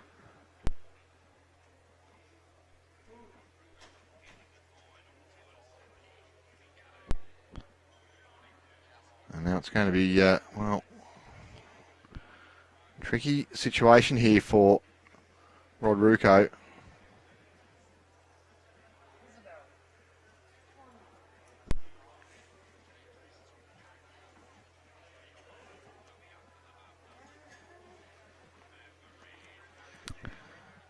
Now it's going to be Rodney Rewko chasing after this. Don't know, he's given it quite the full send.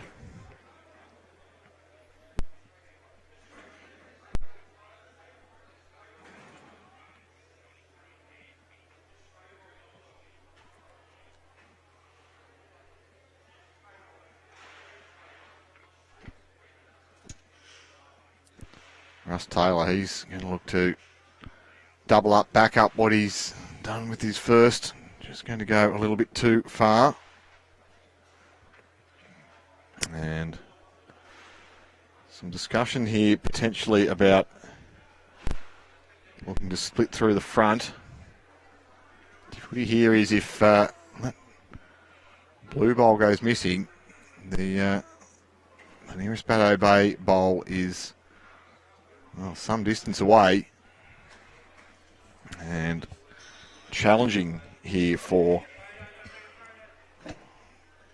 Bateau Bay to turn this into, well, a better head for them.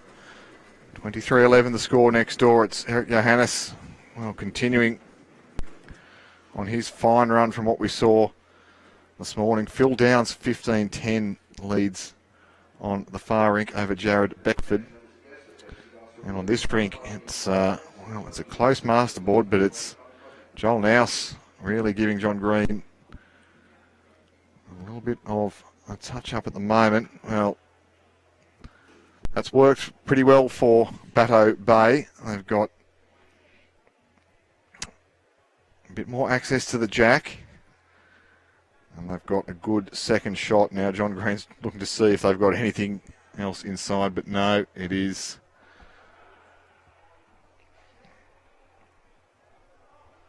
only one shot currently to Corrimal. Norm's watching from Germany and cheering on the Bateau Bay boys. The Bateau Bay Stingrays against the Corrimal Cougars here in this Grade 1 Pennant State Final. Nick Hind is my name. Do let us know where you're watching around Australia or around the world as we get, we've got 20 ends to be completed. This one will be the last rink off. I can't imagine they're not necessarily dragging the chain, but I expect that John Green will be the last one off. He's probably the more deliberate in terms of pace of play of the three Corrimal skips. Moran, who was searching to get down to the 9 o'clock bowl, and it's just missed the line slightly. Rob's watching from Kenya. Well, welcome to all our Kenyan viewers. Are we monetised in Kenya, Kira? Do we get some sponsorship from them? That'll be fantastic. Bateau Bay, there's Joel Nouws is having a good look at this here. I think there's maybe an argument to look to chip that orange bowl off.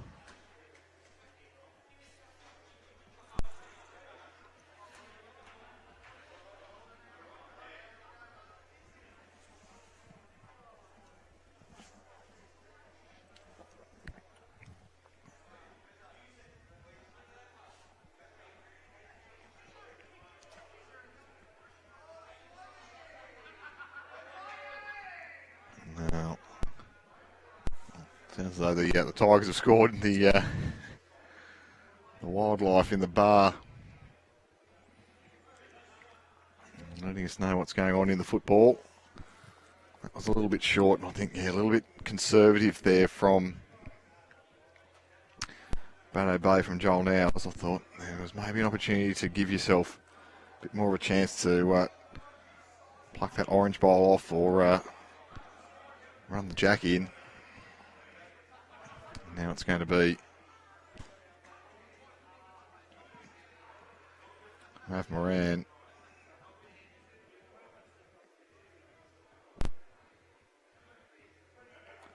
Well, he's played this one much better this time. He's got down and got the shot out for Bateau Bay. That's going to make, could be as many as 5 now for Corrimal.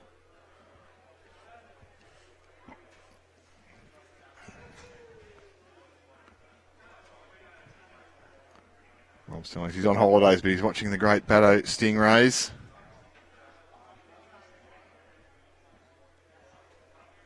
Dave telling us he spent the afternoon at Dundas Sports yesterday watching the quarterfinals of the Grade 3 action. And I know that lots of people have been out and about to their local clubs to play, support, cheer on their mates, or just watch some of the very best in these New South Wales state finals. So a little bit of perhaps not conflict of opinion there, but some robust discussion, one feels, from the Bateau Bay team about what the correct way to approach this is. There's been arguments put forward for both forehand and backhand. We're all watching from Chiang Mai in Thailand. Sounds lovely. And over there. This is a big shot here from Joel. Wants to get right down and get to Moran. He's not going to in time. Gets back and beats his own. Well, that definitely cuts the count down. I favour it. Probably not more than 2 now to Corrimal.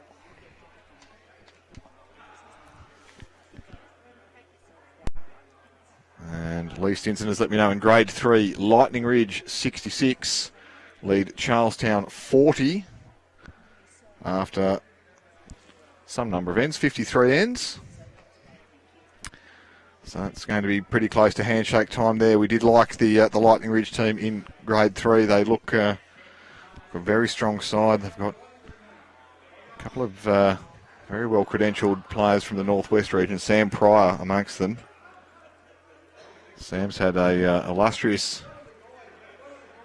career, and he's no slouch on the green. This man, John Green, he's no slouch either. Going to look to tip in one of these orange or white bowls into the count. Perhaps spin on himself. That could well be 3. Certainly think the count's improved. So it could be potentially as many as 4 shots and as few as 1 or 2 for Corrimal. And yeah, I like this call. Look to get on to the orange shot bowl, get that jack moving. It does look pretty well lined up to head towards back left of picture. Yeah, Joel Nouws is asking if you can play it forehand. I prefer that. It's much more open. And sort of pick his weight on the forehand. On the backhand, it had to be quite precise. So permission granted. And we're going to have a look at Joel Nouws with some weight forehand side. Well, there's a lucky way of getting this too. Didn't get that. And for John Green, come down, and there's an opportunity as we just take the scoreboard down for a moment so you can see everything that's going on. There's an opportunity to potentially go down and get the pink and the green and gold speckled bowl out.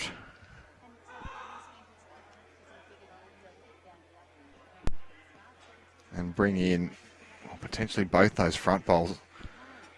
Might be a situation where John Green, if he can get to the pink, spin it up and over once, might be able to sit and stay and make as many as 5.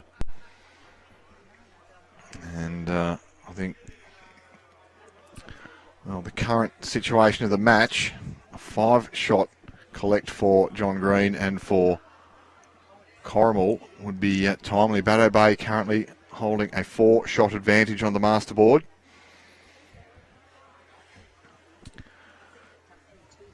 John Green, the risk if he's going for the pink bowl is that if he plays it a little bit high and gets the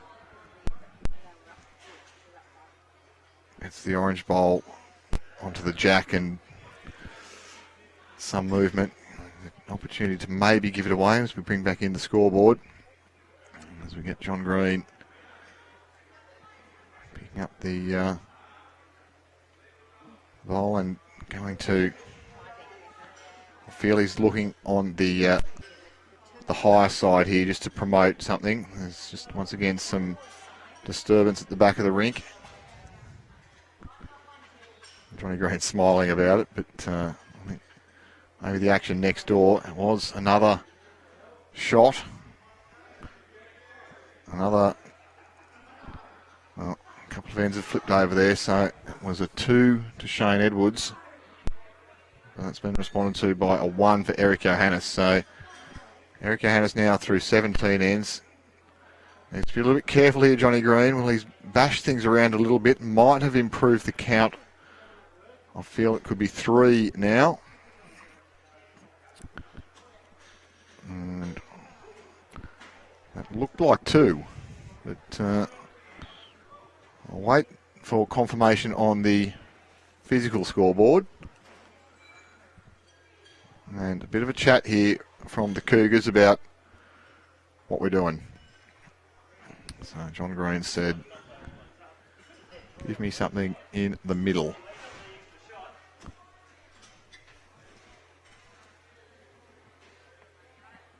So yeah, middling sort of length here. Middle mat, middle jack. Deliberate tactic. Ken's telling us if we are coming to the Central Coast, do drop in and have a game at Bateau Bay. Well, I'd love to. One day, Ken. Maybe Kira O'Shea can do that tomorrow. She'll be in the car heading back to Sydney. We've got to come and pack up probably tomorrow morning, we feel now. It's going to be fairly late in the day if we're going to be loading the van tonight. So probably going to come back in the morning, load up. Kira's going to hit the road. I'm in the air, fortunately, tomorrow. So as far as Canberra, and then a little 2-hour drive to get myself back to Jindabyne tomorrow night. Reintroduce myself to my partner, the dog, my bed. I'm looking forward to reintroducing myself to that. Brett Pieper's going to reintroduce himself to the Jack here. What a super bowl. That's fantastic stuff from Peeps. And Bateau Bay's advantage now cut to 2 shots. You can see Jamie Power just keeping an eye on the action next door.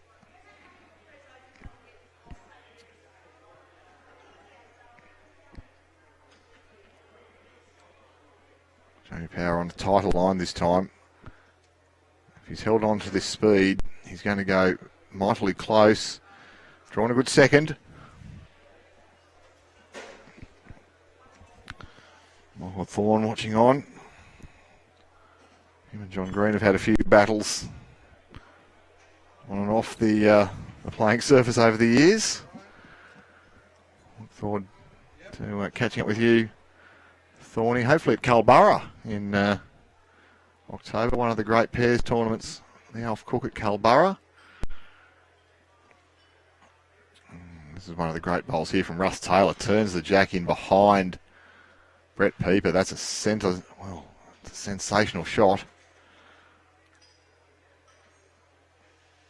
It's scintillating from Corrimal. Feel they've started to lift here, the John Green quartet. Well, Rewko's not going to have it all go the Corrimal way. He's accessed that Jack once again, bounced Brett Pieper out of the head. And for Russ Taylor, call is get down. You can push the blue bowl through, or you can push the Jack back. That was Brett Pieper going up. That's okay.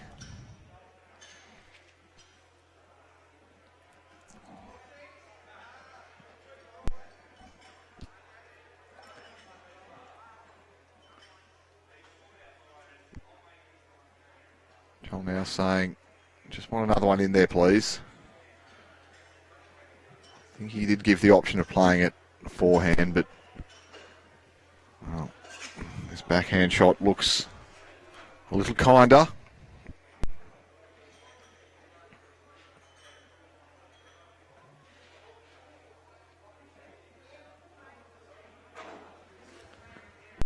Just wants to float a little bit now. He's gone up and over the orange.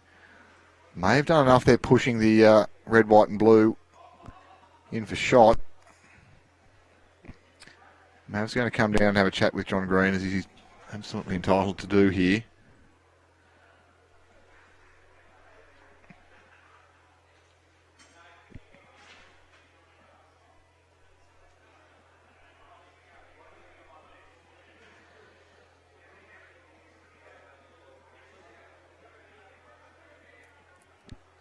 And now for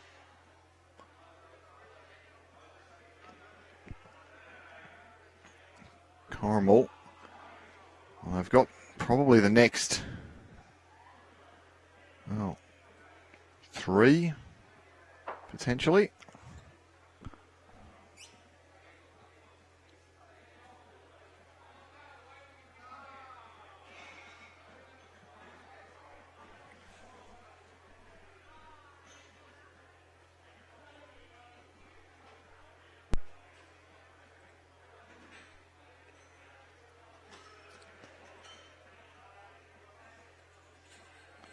Well, a bit of a fortunate result there for Mav Moran.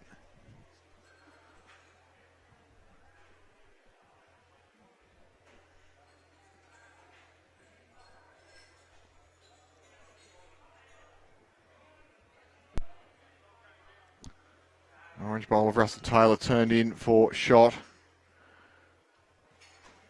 And for Bateau Bay, just looking a little bit tricky now. There's a shot on to play through on the forehand here. That's what's being opted by Graeme O'Donnell.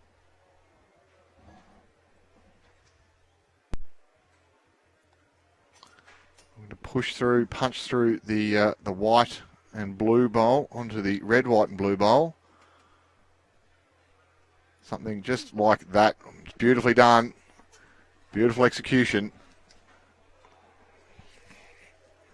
And Mav Moran's going to come and make further assessments. I mean, you're playing for a state title here. Every bowl feels crucial. And well, this is a crucial turnover. It's really well done. Great speed from Graeme O'Donnell to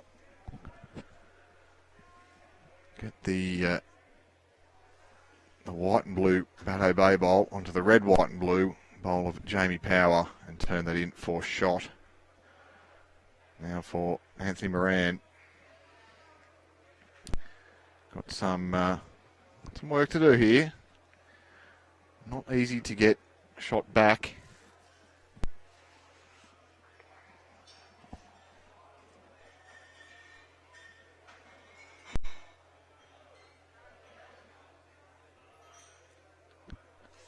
Going to take some precise weight onto this orange bowl and pops the shot out of the head. That's beautifully done from Mav. Makes 3. You see, John Green, he had the 3 digits in the air very quickly. He's super proud of that. Let's have a look at that one on the replay. Anthony Moran, take a bow. That was some special bit of weight. Well, if Kira hasn't picked her hot shot for today, it could be very well this one. The big jump from Johnny Green and the 3 digits go in the air. Applause from Russ Taylor. And back live now, Graeme O'Donnell. He played a Super Bowl with the last, but now has well, more work to do.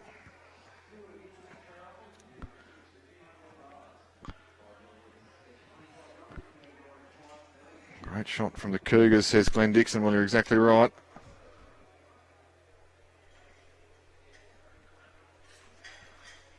And very close goes Graeme O'Donnell for turning things over. Still at least 1. 2 is the indication from John Green.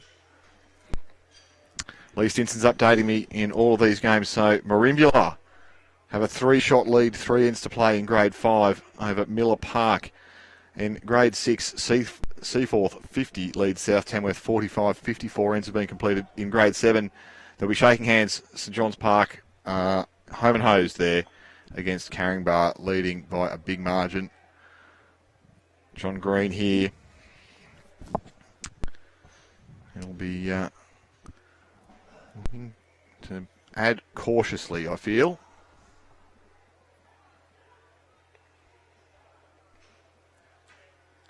Can turn the orange bowl over onto the jack or just drift around.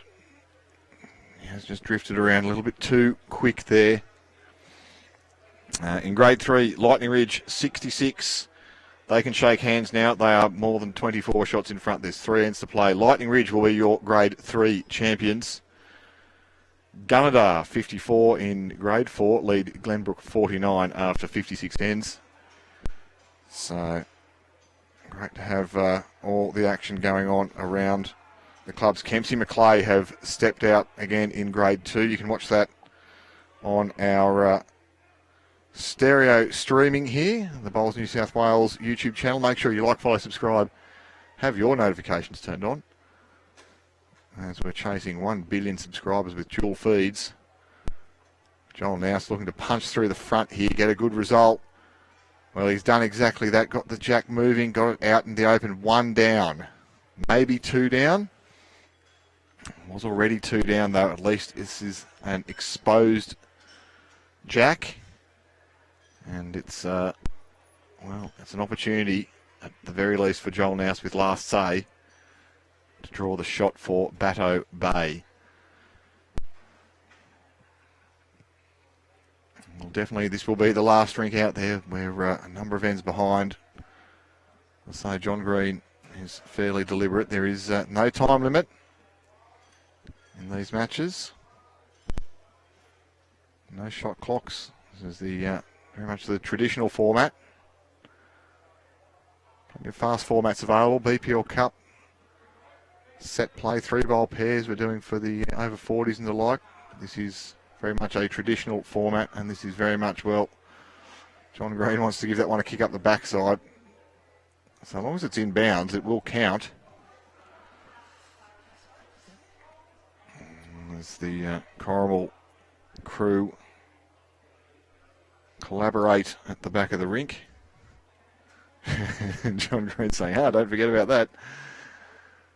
And, well, he parked it in a perfect home, Johnny Green. That's going to be 2 shots to the Cougars. And unless there's something I don't see. I think Greeny's kidding himself, isn't he?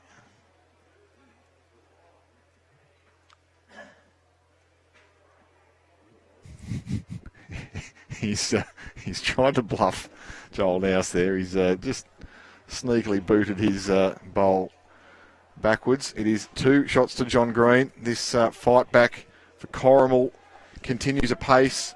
Eric Johannes now 27 shots to 13 over Shane Edwards. And Phil Downs 16 leads Jared Beckford 11. So 2 good rinks performing for Bateau Bay. John Green's coming to get Joel Nouws, and Eric Johannes is just on an absolute tear today. Jason Pinnock identified Kyle Johannes as his player to watch, and well, I suspect if the scoreboard reads as it does with a 14-shot advantage to Corrimal, that he must be playing some pretty fair bowls. This bloke's playing some pretty fair ones as well. Brett Pieper.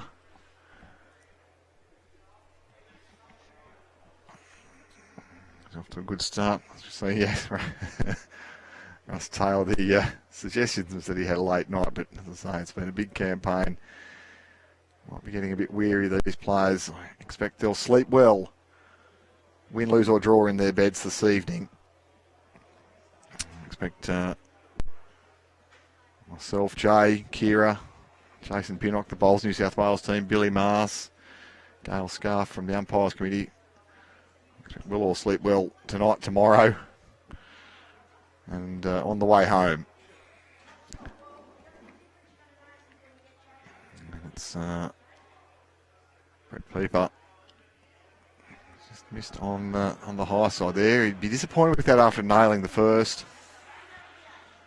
Bit more noise outside now. The big bowls are being played. I expect Jason Pinnock's going to have the lights switched on, as we're still probably could be up to an hour away from this match completing. We didn't get started until just before 2 p.m. local time.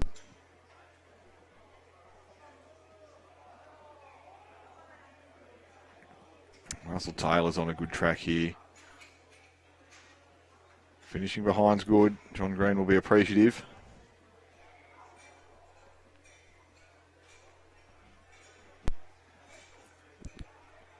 So it's Bateau Bay 44, Corrimal 46. No, it's not. It's 46 all. So the scoreboards have just flipped over once again. And, well, it's the final we absolutely expected. Both these clubs, well, can maybe consider themselves fortunate to be in the final. The semi-finals came down to an absolute thriller. Corrimal have had a bit of everything in this campaign. That's a super shot there from Russ once again. He's been really good. I think Joel Nouws is getting my my man of the match points at the moment, but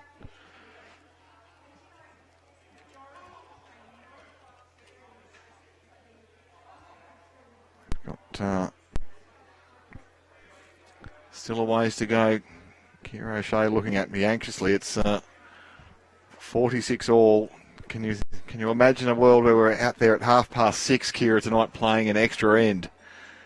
She can't wait.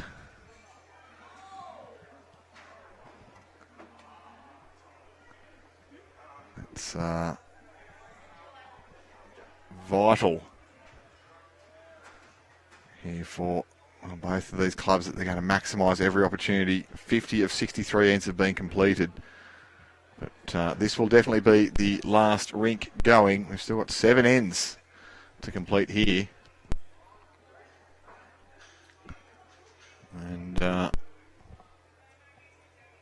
for Mav Moran,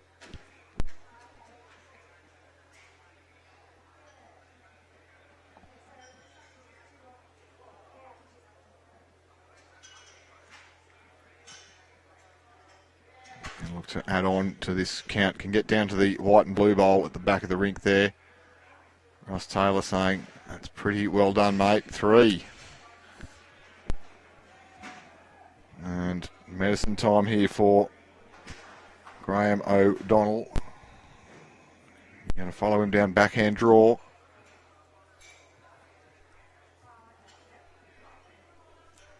These greens prepared by Graham Brown have done these players proud, done this club proud throughout the event.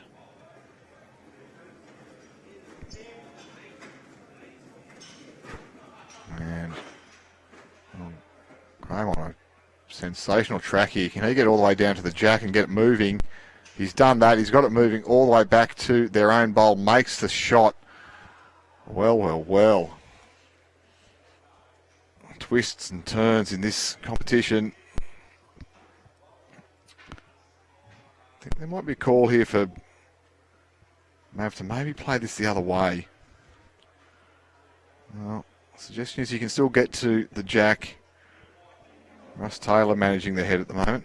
Clearly Johnny Green's gone for a comfort stop.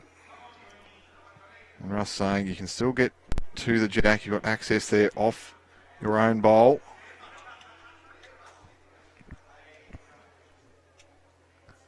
And Mav Moran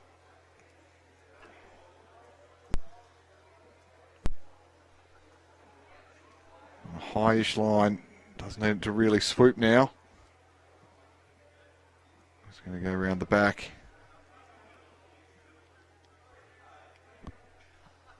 For Graeme.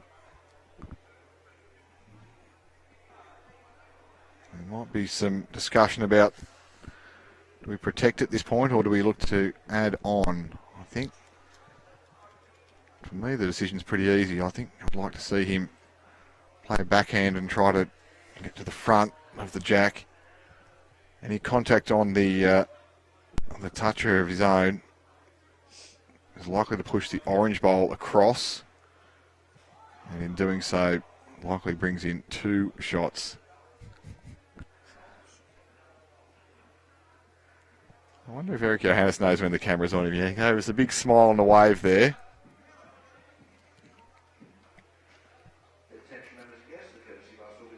He may well have twigged to the fact that when the red light's on, it's camera's on.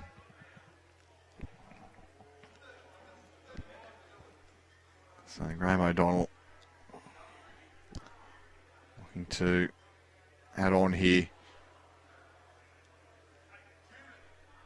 Similar sort of track. I'll tell you what, he's played this absolutely beautifully. Graeme O'Donnell, exactly as I called it, might have made 3. Pops the orange bowl off.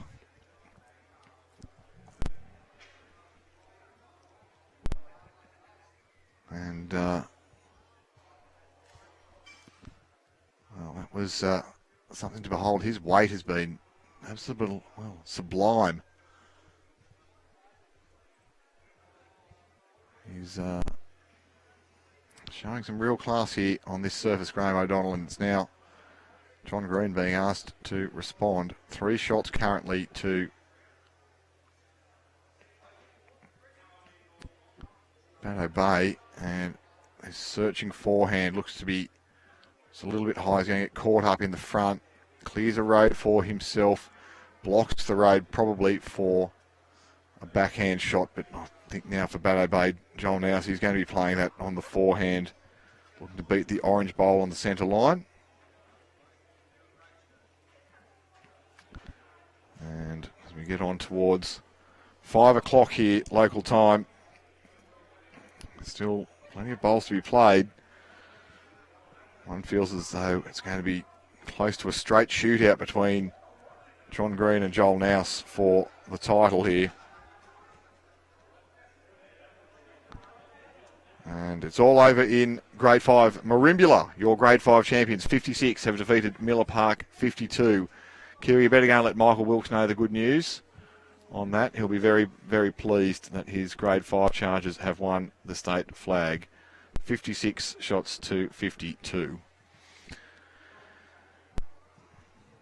And Joel Nouws makes his way to the head. I think, yeah, the option, well, for me that I liked was playing a little forehand and getting off the orange bowl, potentially tucking that jack round the corner. But this might be defence rather than attack from Joel. He's going to go loop all the way around the back and just get the best back. Well, I think that's safe. In Grade 7, St John's Park are your Grade 7 champions. They've defeated Caringbah 76 shots to 44. Congratulations to St John's Park and to Caringbah for making the final in grade number 7. A bit of noise next door. Some big bowls being played. High fives for Bateau Bay, the Stingrays. They're powering on. It looks to be too high from John Green.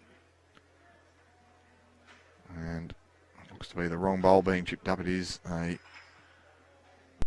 Bateau Bay bowl. And for now, with John Green out of ammo, you're just going to draw this on the forehand. You can play it tight, pretty well protected. I can't see a world where you can get the outside of that orange with how it's protected by the white bowl in front of it, the white and blue. So I think Graeme O'Donnell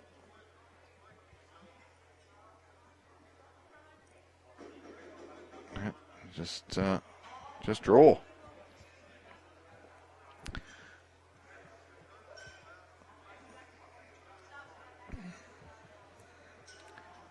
And draw for Doe here. This is an opportunity to make a 4-shot collect potentially. Looks to be too high. And yeah, as we know, the little bit of the pace comes out of the green at this point of the afternoon. 1, 2 come out. 3 come out. It is 3 shots to Joel Nouws, 3 to Bateau Bay. And a crucial 3, 52-46 now the master board with 10 ends to go. I can inform you, viewers, that Lightning Ridge are your Grade 3 champions, defeating Charlestown 67 shots to 42. Congratulations to the Ridge. I think there'll be a big party on the way home. It's a big trip, well, to anywhere from Lightning Ridge, but commend them on their performance. In Grade 4, Gunnedah lead Glenbrook by 9 with 6 ends to play. And in Grade 6, Seaforth 50 lead South Tamworth 45 after 54 ends. So we've still got a lot of bowls to go this evening. And in grade number 2, I'm going to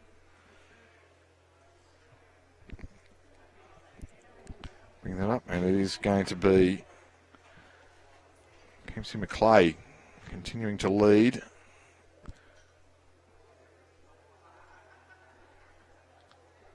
And from Club Marylands, it is a 20-shot margin with only 5 ends to play. So Charlestown, it's desperation stakes in Grade 2 Kempsey Macleay RSL looking your likely Grade 2 champions, barring some miracle for Charlestown there.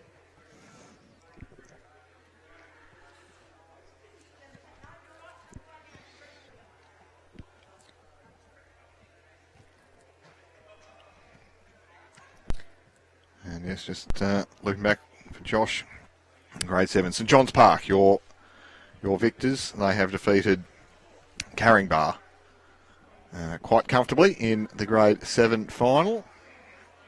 So, congratulations to all the clubs who have, well, competed, won their regions, made it, whether it's here at Yamba or across the other 6 venues around New South Wales that are hosting our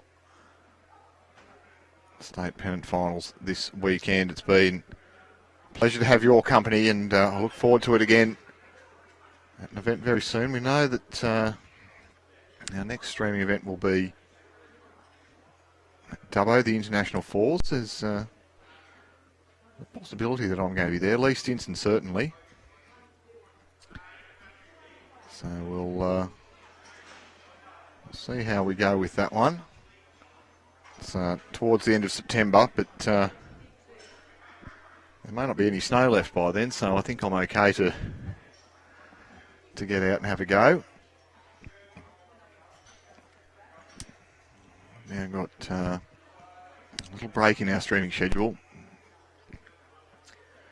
but over 40s, rookies, as well as we'll be streaming from the Nationals qualifiers. Stay tuned for news about that coming very soon. Stay tuned for this one to get right down and grab the jack. Make 2. What a bowl. Make 3. Well, handshakes and high fives all around. Joel Nouws looking very pleased that he's got this sort of support from Rewko. Russ Taylor being asked to get into it from John Green. So, Russ Taylor being given the opportunity to play quite direct here. Can potentially get a bunch of them out. He gets a bounce off the front. That orange bowl may stay in. The red, white and blue certainly won't. As we pull back, that I'm sure that red, white and blue bowl is going to be out of the rink. But John Green and Joel Nouws, well, they know what they're doing. The orange bowl is close there to the rink peg.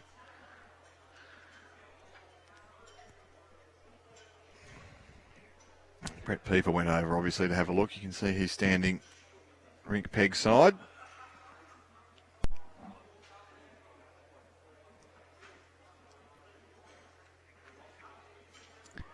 Shane Edwards trails still by 12, but he's being picked up by his teammates. Phil Downs and Joel Nouws are doing, well, their very best here to avert potential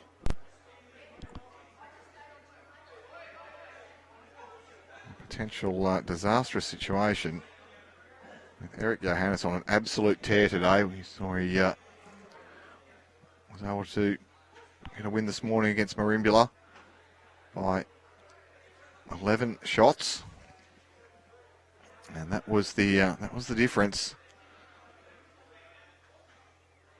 Moran, he's going to miss on the high side here, and that's going to go all the way to the ditch. John Green will go and collect that one. Joel Nouws, he's happy with how this head's set up and calling for defence. 16 shots to 27 now. We've updated next door. So Bateau Bay in front by 7.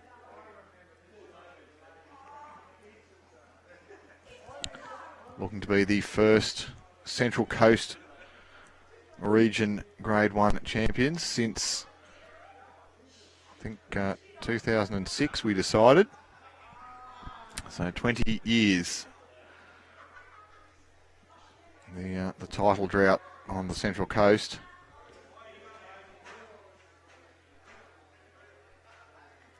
Illawarra, they've tasted success very recently as last year, would you believe? It was this club, Corrimal, who did claim the title, and they're going to do their very best to go close again. Anthony Moran has probably got one out, maybe both, two out, the white and blue at the front.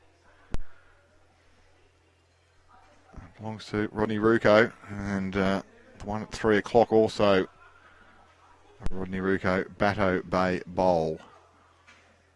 So Mav looking, well, as usual, fairly relaxed about things, hands in the pockets. But Corrimal will be starting to feel the pinch here. 7-shot deficit with only 9 ends to play. It's certainly not sound the alarms, but it is, well, just conscious that they will need to make a move shortly. That's going to count 2 from Joel Nouws. See that real finish has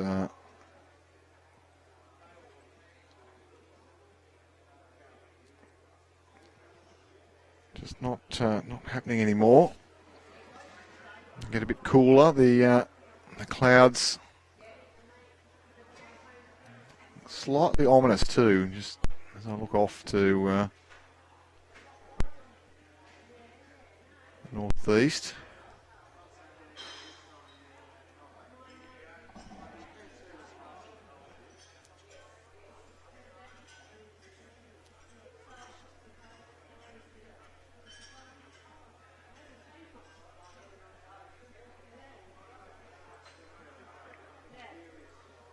John Green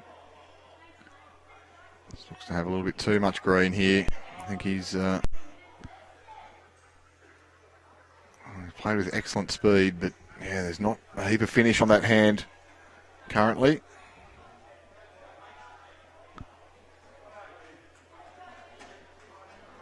And it is all over in Grade 2. Kempsey, your champions. They've defeated Charlestown. And we congratulate them on their fabulous effort in grade number 2.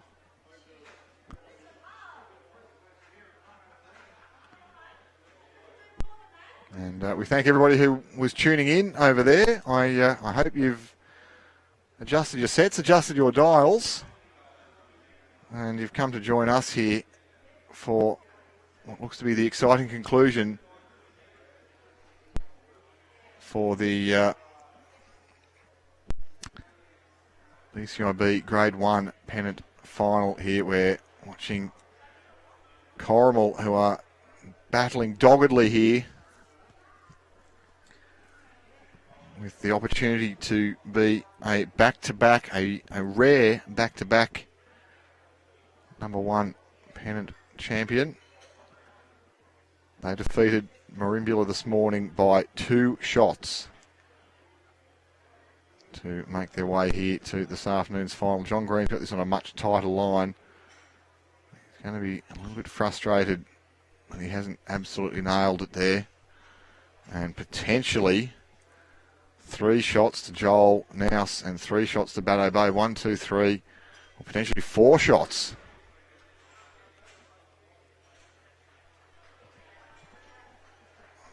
Brett Pieper's going to flip the scoreboard over, and we'll get the exact number. And was it 4? Was it 3? It was 3. 21 shots to 8 is the margin here. Joel Nouws has put on a bit of a clinic.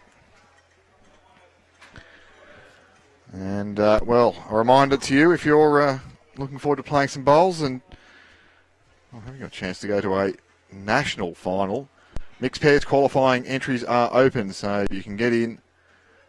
We have competitions running across all 16 regions and 32 spots available at the state finals in as part of the Nationals qualifiers in November, December. So make sure you get your entry in for that, and we look forward to bringing you that event. We have over 40s draws online. We'll have the mixed pairs coming up soon. We'll have the rookie pairs draw out, I expect, this coming week. Once Nick Hind, Kira O'Shea, Lee Stinson, Dean Hodges, the Bowls New South Wales team make it home back to the office, we'll be getting lots of those events together for you. There's you see record entries once again for the over 40s, record entries again for the rookie pairs. And it was, I expect it'll be record entries again for mixed pairs action. Jamie Power, who's looking to, well, have a record number of touches in this game. He got, I think, a little piece on the way past there. I'm not sure whether Joel picked up on it, but I think for sure that was a toucher.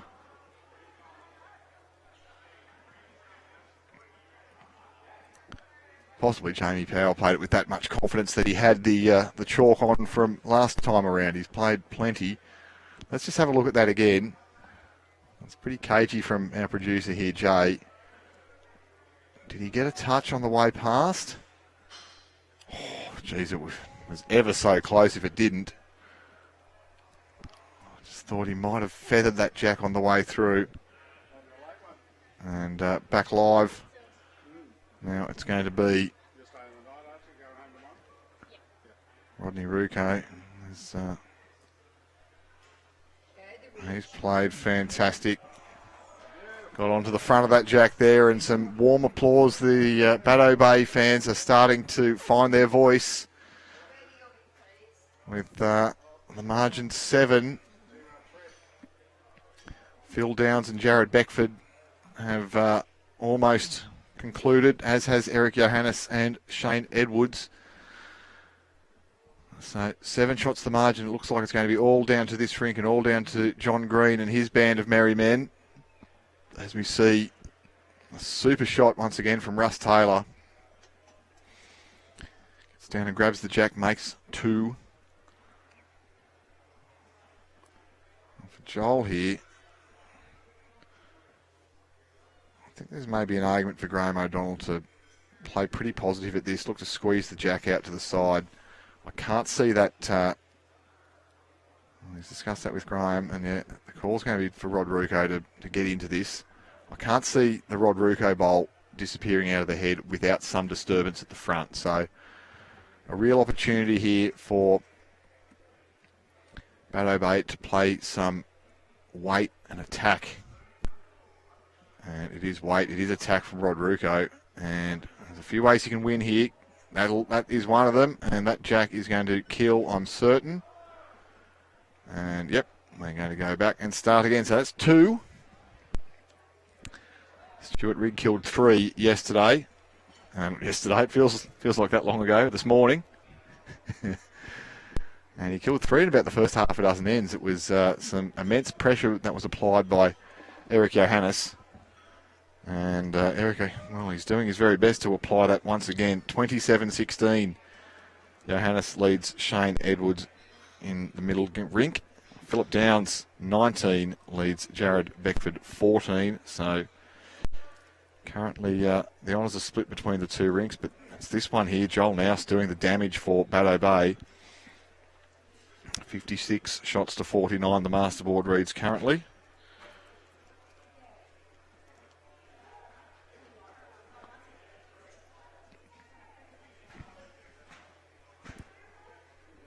And well, another collect there. Bateau Bay picked up 3 shots somewhere. And I suspect it must have been Phil Downs. No, potentially. No, it'll be on the neighbouring rink. Shane Edwards has picked up a 3 on the final end. And that will be, well, a good finish there. He's made that margin much more respectable. 8 shots in the end. So Bateau Bay, 19 for Shane Edwards. Corrimal, 27 for Eric Johannes. 1 rink for Eric. 8 shots the margin. Phil Downs and Jared Beckford. They're still chipping away. It's the final end on that match. We've had a blessed run with the cameras so far here. The audio can, we've had some less blessed run with that, but it's great to bring you these pictures. The lights are on here at Yamba.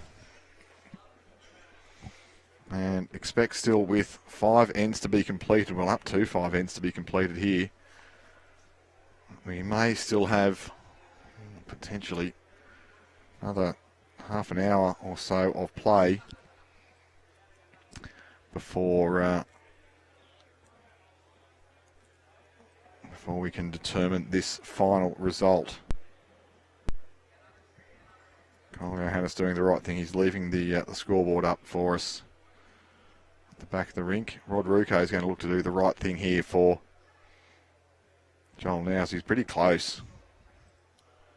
Well, it's just like clockwork, isn't it? The way that this Bateau Bay team is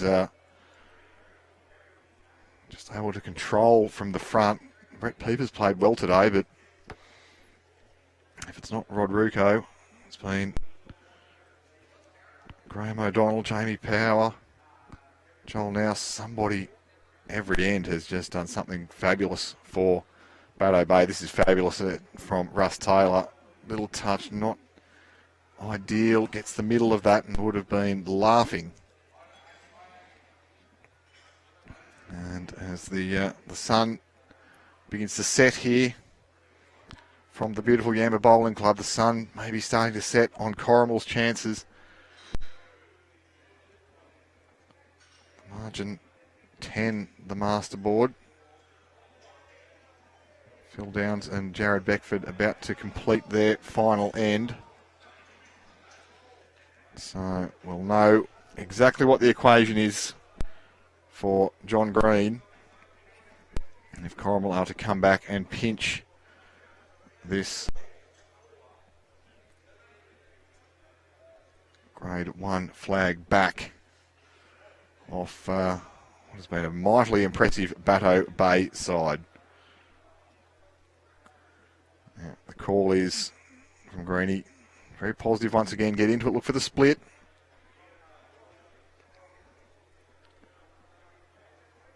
This weight looks to be a little bit more conservative than I was anticipating, but when he gets the split, he'll just draw it. That's fabulous from Russ Taylor. Still one down, unbelievable. Well, it's picking up and shaking hands next door. The game is over. Phil Downs and Jared Beckford. We haven't seen the scoreboard update as yet. You feel as though any number to Bateau Bay there is going to make things really, really tough. We might see if we can get a look at the master board. It will likely provide the answers. Nothing updated as yet, so we'll wait for the managers to go and flip things over and provide us with an update. Currently it's 1-2 Bateau Bay on this rink, and I think Graeme O'Donnell was keen to play the backhand and he's been talked into the forehand. There is an option to get off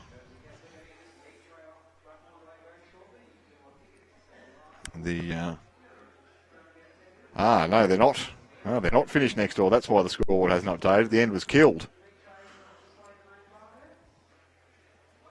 Well, that's good detective work from you there, Jay, with the cameras. And thank all of our great detectives who've been helping us out about the last time a Central Coast Club won a state flag, the three-peat. This is a pretty fair effort here from Graeme O'Donnell. He's played out of his skin today. The ability of some of these thirds has just been absolutely fabulous. Both Mav Moran and Graeme O'Donnell have played a really high standard. And as we draw closer to the conclusion, getting on to 20 past 5 here local time, the lights starting to take full effect. Anthony Moran still has the bucket hat going, got the vest back on.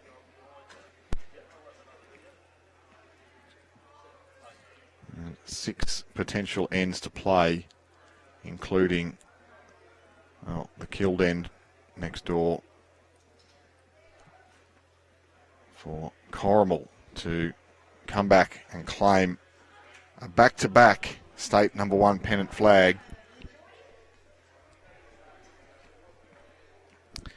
Anthony Moran, I think he was trying to play something fairly similar to what Russ Taylor did. Just sort of get up and bang through.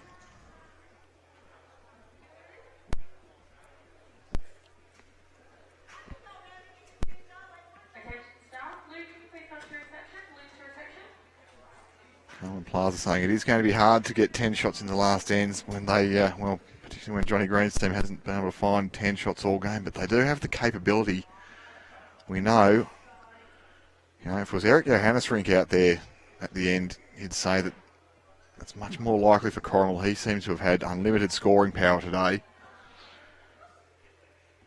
Graeme O'Donnell parks one out to the side. That's probably a likely catching home there.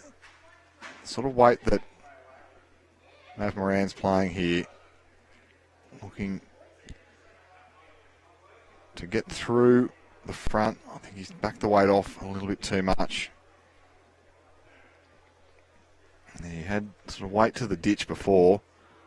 That time, not quite there. So he's been placed under some immense pressure throughout this contest, has Anthony Moran. And it's been done by some fabulous bowls. Rewko, Graeme O'Donnell have both been unreal. Jamie Power, well, Glenn Jordan saying Jamie Power killing it. That's pretty accurate, pretty apt. Bateau Bay, they've been very impressive. Next door we can see claps and applause. That is the final end there, Phil Downs and Jared Beckford.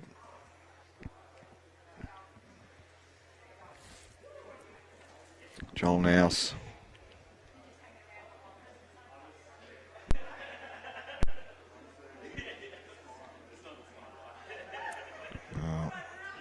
It's a fair effort there from Joel. I think he probably would have preferred to have got behind a little bit. We've seen John Green pretty keen to rumble up into these. I think there is a split there where potentially all 3 of the bowls go. I imagine he's going to go fairly direct at this. John Green on the forehand. And well, now's the time if Corrimal are to get the victory. Now is the time that they need to find something.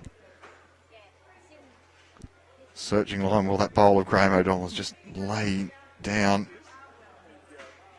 John Green has maybe made that look a little bit easier. But he's only got one crack at it now.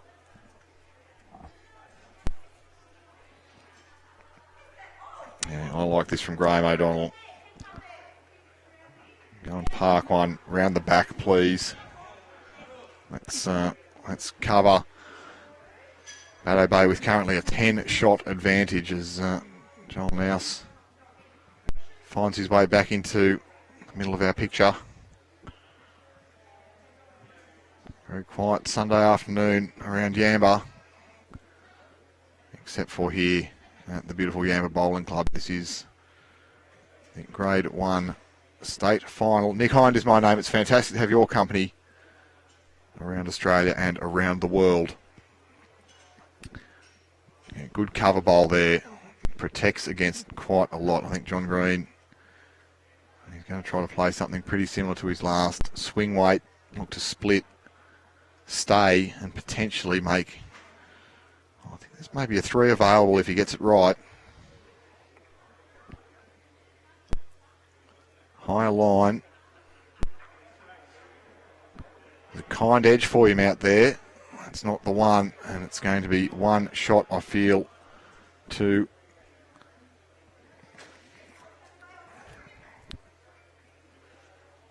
Bateau Bay. Anthony Moran's not giving it away that easily, though. All the indications were, no, he's going to have to get the calipers out. All the indications were that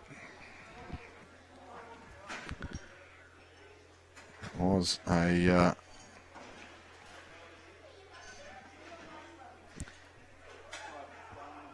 win in this close measure to Bateau Bay. And with how casually Mav's measuring his own bowl, that was the case. So Joel Nouws picks up another shot, 22 shots to 8. 11 shots the margin, 5 ends to be completed. Or, well, only 4 ends potentially to be completed if this margin remains the same. As soon as the shots available can't be caught, or the shots required can't be caught in the ends available, the game will conclude. The players will shake hands. And then they'll come inside for the presentation, which we'll be doing probably the short version, I expect, this evening. It's been a big campaign. Everybody will be ready for dinner and, well, for the winners and the losers, probably a couple of cool refreshments. But I can't imagine any of these teams or any of these players will be out celebrating until 4 a.m. And once again, decent start from Jamie Power. Brett Pieper on this more difficult hand. I think he's sort of acknowledged there that, oh yeah, that's right, it doesn't really quite turn the way that I hope, plan, expect. And one shot goes out for, I believe, we'll get a final update on that. I believe that was Bateau Bay next door. The body language tells me that Corrimal might be nearly resigned to their fate. They, well, in John Green they trust. And Brett Pieper they trust. That's a great correction. Brett Pieper, they're going to need something special here at the very end. Corrimal, if they are to retain. So one down, I think, is the signal from Bateau Bay. So it was Corrimal picking up a shot there. Once again, the master board confirms that. So 60 to 50. Jared Beckford falls to Phil Downs. So we know 4 ends to play. 10 shots required to force an extra end. 11 shots required by John Green to win the match. It seems a very tall order given they've only scored 8 shots so far in total. And as Carmen identified, they've just been outplayed here. This quartet, Power, Rewko, O'Donnell and Nouws, have been absolutely fabulous for Bateau Bay. Finishing in good home once again. And Russ Taylor. Well, he's finishing a good home once again. That's probably 3. Sort of frames it up a little bit though, and I think Graeme O'Donnell will back himself to shift that shot bowl or trail that jack. A couple of waiting catches there for Bateau Bay. The Corrimal players reach for their jackets.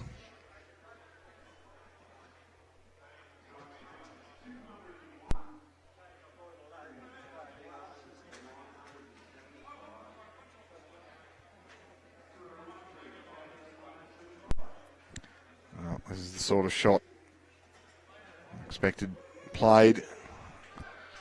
And given how Graeme O'Donnell has played so far in this game, I expect he'll get that with his next. Very important here for Mav Moran. Change it up. I think something pretty similar. Look to get to the orange bowl. Turn that down behind the jack. And make, or potentially, make the opportunity to create a number for Corrimal in this concluding ends of what's been a fabulous 3 days of competition here at Yamba Bowling Club. That's the right speed to do exactly what I called. I think for Graeme O'Donnell, he's just said to Joel, do I need to slow down just a little bit? And Joel's saying it probably won't hurt if you don't go charging at this. Bateau Bay, the Stingrays watching on. Tighter line here. Joel Nouws very interested. Still floats around the outside. He did keep the speed on, and still that orange bowl. A remarkable scoreline in the rugby league game. It's Tigers 24 leading Roosters 12. As we go around the grounds for the State Match Committee. Now Mav Moran, once again he played beautiful speed. Does give a couple of chances. Depending on the risk appetite here, John Green's got last say. Joel Nouws will be conscious that he needs to get to this jack first, because I can see a little shot. I'll wait and see what Joel does, but if this doesn't change and John Green's got last say, there is an opportunity building to make a big collect. Joel won't be far away though. He rarely is. He's going to get down. Well, it's not going to be number 1, but it is going to be probably number 2. And if it is number 2, that makes things a little bit harder for John Green.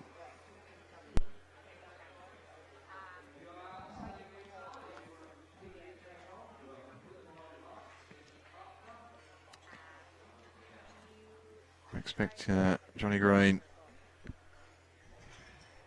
maybe an argument with this first one, to play backhand at that last bowl of Joel Nouws. If he can sit that out. We're getting all sorts of scores now. The Swans up 83-54. That's good to know. Oh. Let us know how the sheepdog trials are going too. Guilty.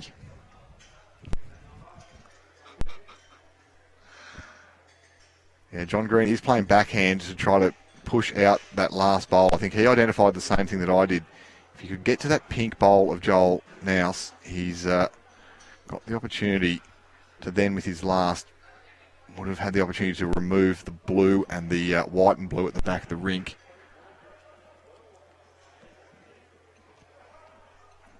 He wants to shout out to the Narrandera Redbacks. Yes, well, they got through to the quarterfinals in Grade 2. They're a fair side. Had some personnel changes this year. A few other good players from around that area have sort of splintered off, and Leeton Soldiers has got a pretty fair sort of crew.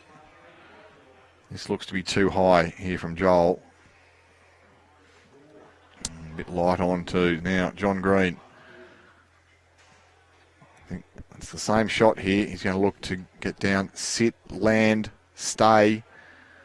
Can probably make as many as 4. As the Bateau Bay crew look on anxiously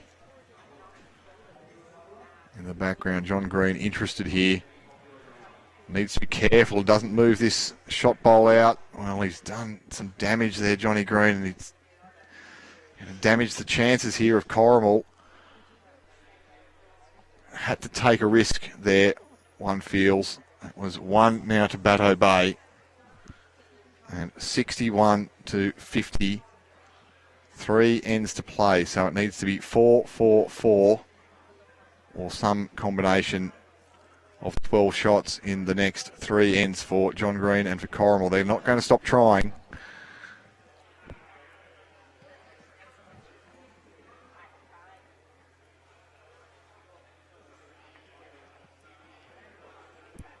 And I believe you can never count out this classy Corrimal quartet, but my goodness, they've played so well. Bateau Bay, you feel deserving of victory, and if Bateau Bay can claim, well, it seems unlikely, 6 or more on this end, the game will be all over. So we've got the stage set in here, and the stage is set for new champions. And so they're not going to die without a fight here. Rob Wallace saying, so close, Bateau, need to finish it off now. Brett Pieper, that's going to not quite finish off. That's going to finish off in the beach.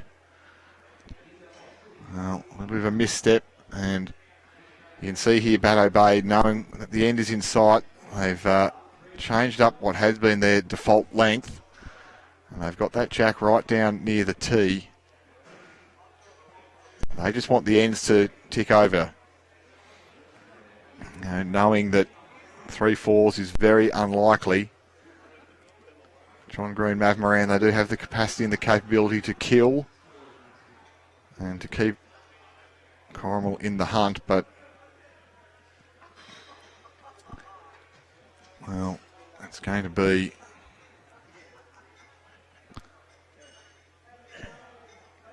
seemingly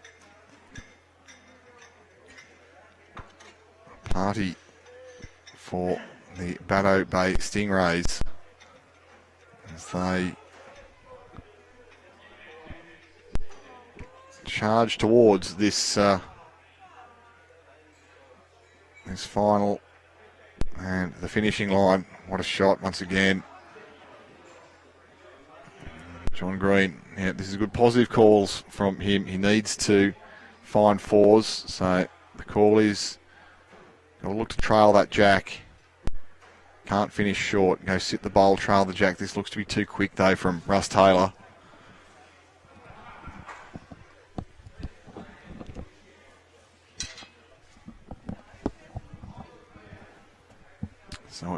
So it proves to be. And now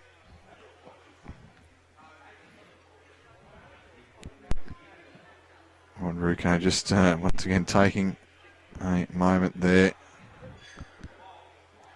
We know that there's a lot of spectators that have hung around to enjoy this fabulous final. And it looks to be Bateau Bay in commanding position here. Rodney Rewko, well, looking to finish them off. Russ Taylor quickly into his work. Knew the assignment possibly before John Green delivered it. He's played this very, very nicely. Gets a kind edge, gets the jack cleanly. Well done. Super shot from Russ. But one only. One shot keeps this match alive. 10 shots in 2 ends would be a very unlikely assignment. Bateau Bay and Corrimal players, well, Corrimal maybe at this stage would be hoping extra end. We haven't seen it for a while. The senior interregion was the last time we had extra end on the stream. Rocket Rod Rewko tells me Glenn Jordan he's playing some bowls tonight. And very much is tonight. Now you see the lights have taken full effect here at Yamba Bowling Club. And The action continues here until late in the evening.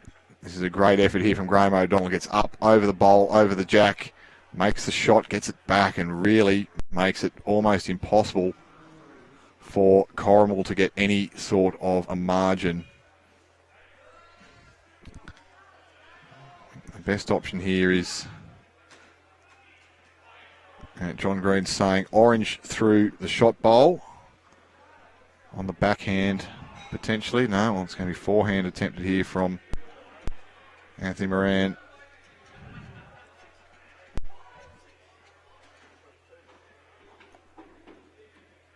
Well, let's see what happens here. There's a couple of kind edges for this. Well, gets one.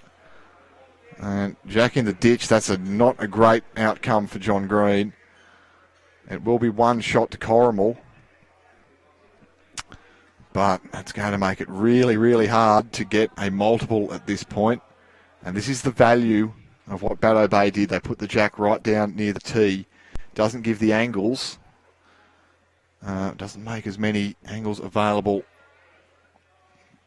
to get the jack out of bounds, out of play, and kill the end. Still allegedly 18 degrees here in Yamba this evening. It is, people are getting wrapped up though. There's a cool breeze coming off the water. Stuart Lowe's picked up on that. A few of the players are rugging up.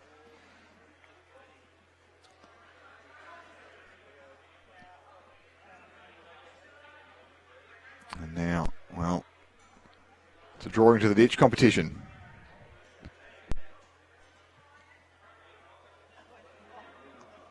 And was just overplayed a little bit by Graeme O'Donnell. He's got that bowl, the red, white and blue. It's on the right-hand side there. He can turn that through and get a counter. And for Mav at this stage, the best result is to go and park something sort of vaguely near the ditch. And then hope that John Green can do some damage. This one's okay if he can stop on that. Can he stop on it? No, he doesn't, and potentially gives the shot away. Well, that's a bit unlucky there for Mav. If you got a big piece of that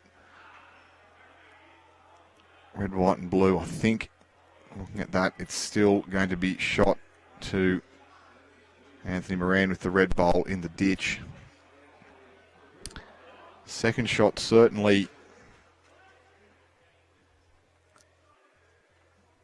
is currently Bateau Bay, and I'm sure Joel Nouws would be happy to surrender a couple of ones here and say, that'll do.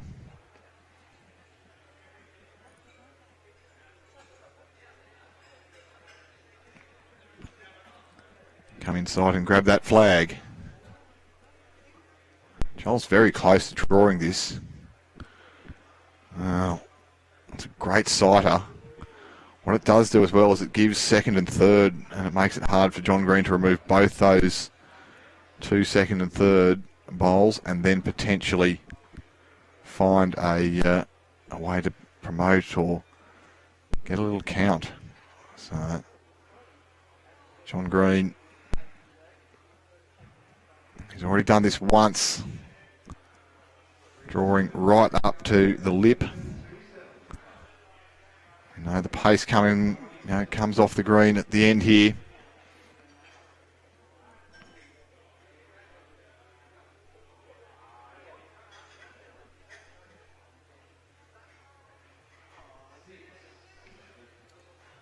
Johnny Green still see great respect for his opponent. These players have looked after one another nicely throughout this competition. Joel now doesn't have to add too much. I feel as though he has. It's just going to plop into the sand.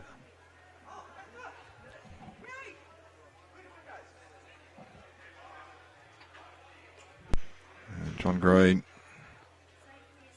and feels this is last chance saloon almost.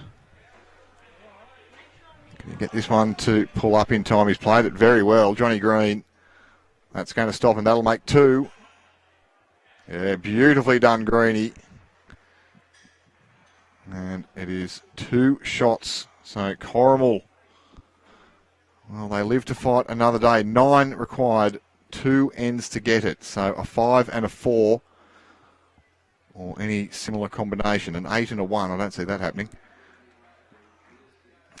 We'll see an extra end being played. So in that event, the managers will toss a coin.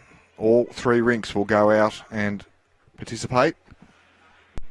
And they will all play 1 end each. If the scores are tied across the 3 rinks after that 1 end is played, the managers will toss the coin again and will play 1 end again each rink until there is a winner determined, or I get the sock goal out and say we'll decide it on penalty shootout. That's a start there from Brett Pieper, and you can see immediately the change of tactic. This is smart play from Corrimal. They want that jack in the middle of the rink.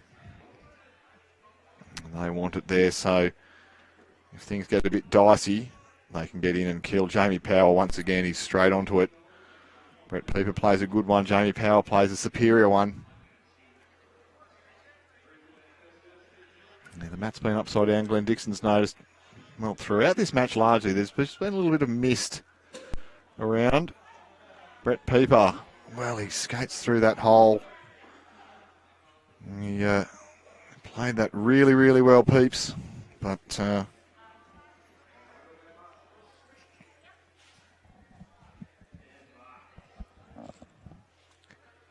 couldn't quite find either a seat on the red, white and blue of Jamie Power or trail that jack. John Green's calling for it now. You trail the jack either hand, Russ Taylor.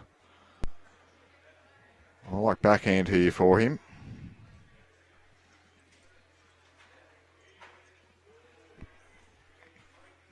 And that's the option.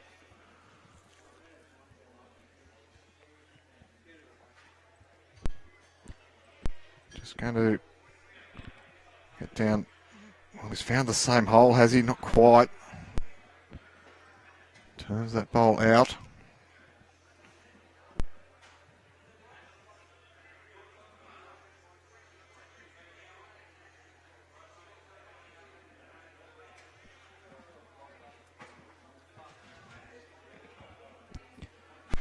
Rodney Rewko. It's a rare miss for him.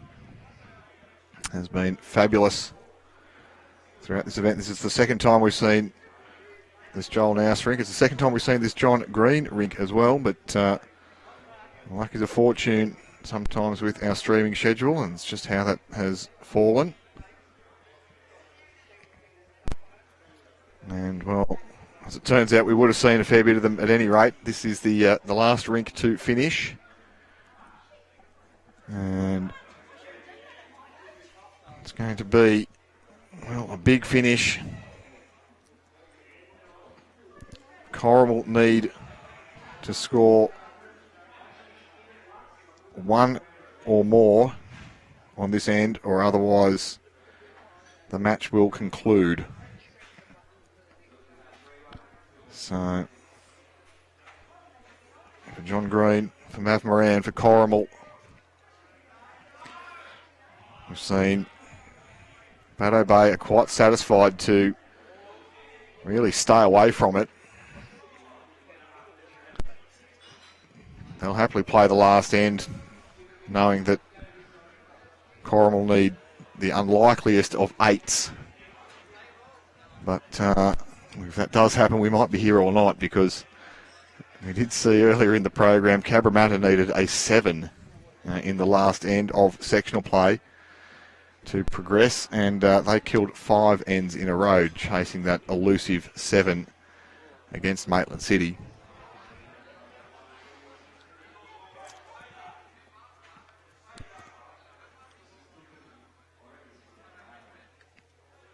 So plenty of spectators have hung around.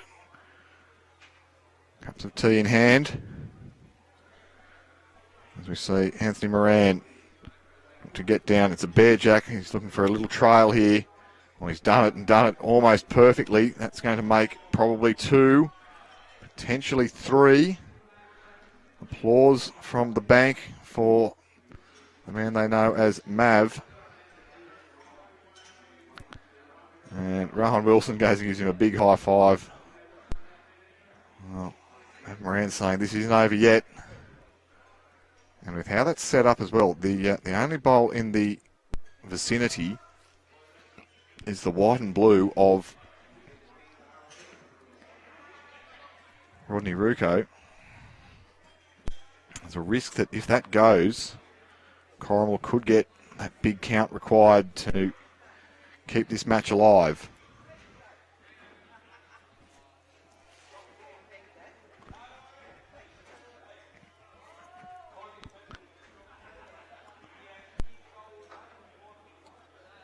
So it's going to be Graeme O'Donnell looking to, I think, probably just try to break up the cluster of Corrimal bowls, get one for Bateau Bay in amongst them, and give the opportunity back to Anthony Moran, see if he can find the number there.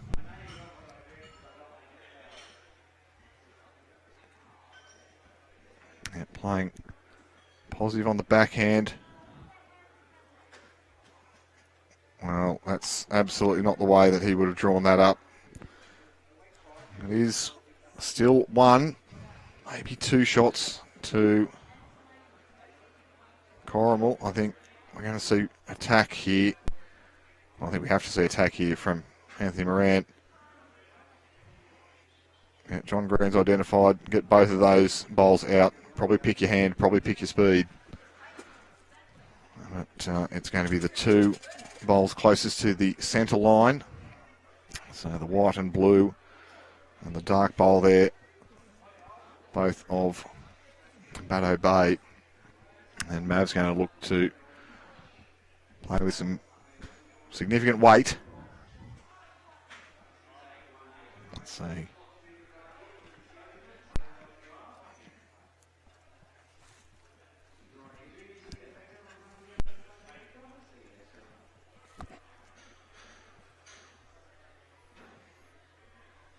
Perhaps less weight than I'd anticipated.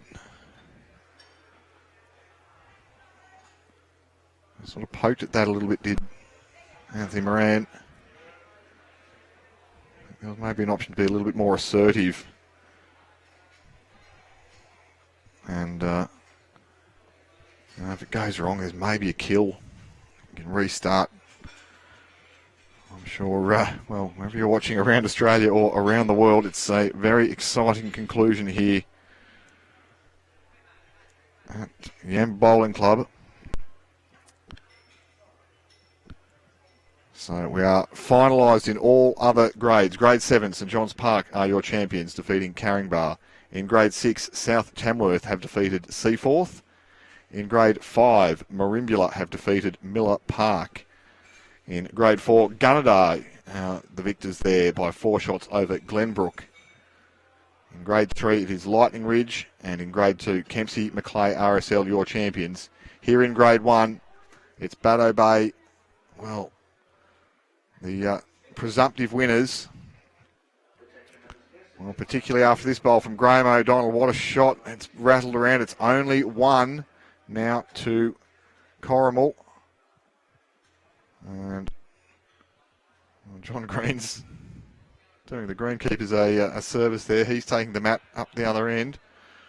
I assume he's plucked that from a neighbouring rink. He has. There's got a couple there. And a jack. He's just a giver, John Green. Well, yep, it is going to be weight here, looking for a kill, Johnny Green. He's decided that this isn't going to work. He's going to blast this. Oh, gets his own bowl out. That is disheartening for John Green. only Corrimal bowl in that head has now disappeared, and it is now 3 shots to Bateau Bay. If that remains the case, the players will be shaking hands, and Bateau Bay will be your champions this 25-26 season for grade number 1. I think intelligent here from Graeme O'Donnell. Something at the back. And, well, the crowd's gone wild. Or gone bizarre, maybe, in the front bar. The Tigers have kicked a field goal. You can see Graeme O'Donnell, he's standing statuesque at the back of the rink. He says, give me something back here. Best at the back. And he's done that. Joel Nouws. And this could be the final bowl of this contest. John Green needs a result. Any score for Bateau Bay, and the players will be shaking hands. 1 shot or more required by Corrimal for this match to continue. It's been a mighty effort by the defending champions. John Green, he's missed on the high side here, has he? That's it. The players will shake hands. And Bateau Bay, your champions, the players celebrate. It's been a remarkable, remarkable effort. The players are all getting in there, shaking hands. Congratulations to Corrimal. First of all, they've played beautifully well. It is going to be 3 shots to Joel Nouws, and with 12 the margin and a net 1 further end to be played, Corrimal cannot score sufficiently, and their title defence has come to an end.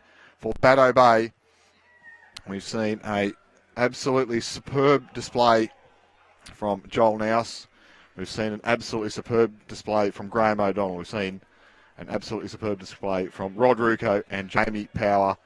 And Bateau Bay, your champions, the Central Coast Club, crowned as grade number 1 Open State Pennant champions for 2025-26. Wow, what a game. What a day, what a week. It's been fantastic to have your company wherever you have been watching around Australia or around the world. Unlucky Cougars, well done Bateau Bay. Well, that's exactly right. Thank you, Dan. On behalf of the entire Bowls New South Wales team, Kira O'Shea, Jay Godden, Billy Mars, the club team here, Jason Pinnock, my co-commentators, Michael Wilkes, Rowan Wilson, everybody who has joined across the week. We thank you for your time, and we look forward to your company again very, very soon on a Bowls New South Wales stream. Until then, over and out.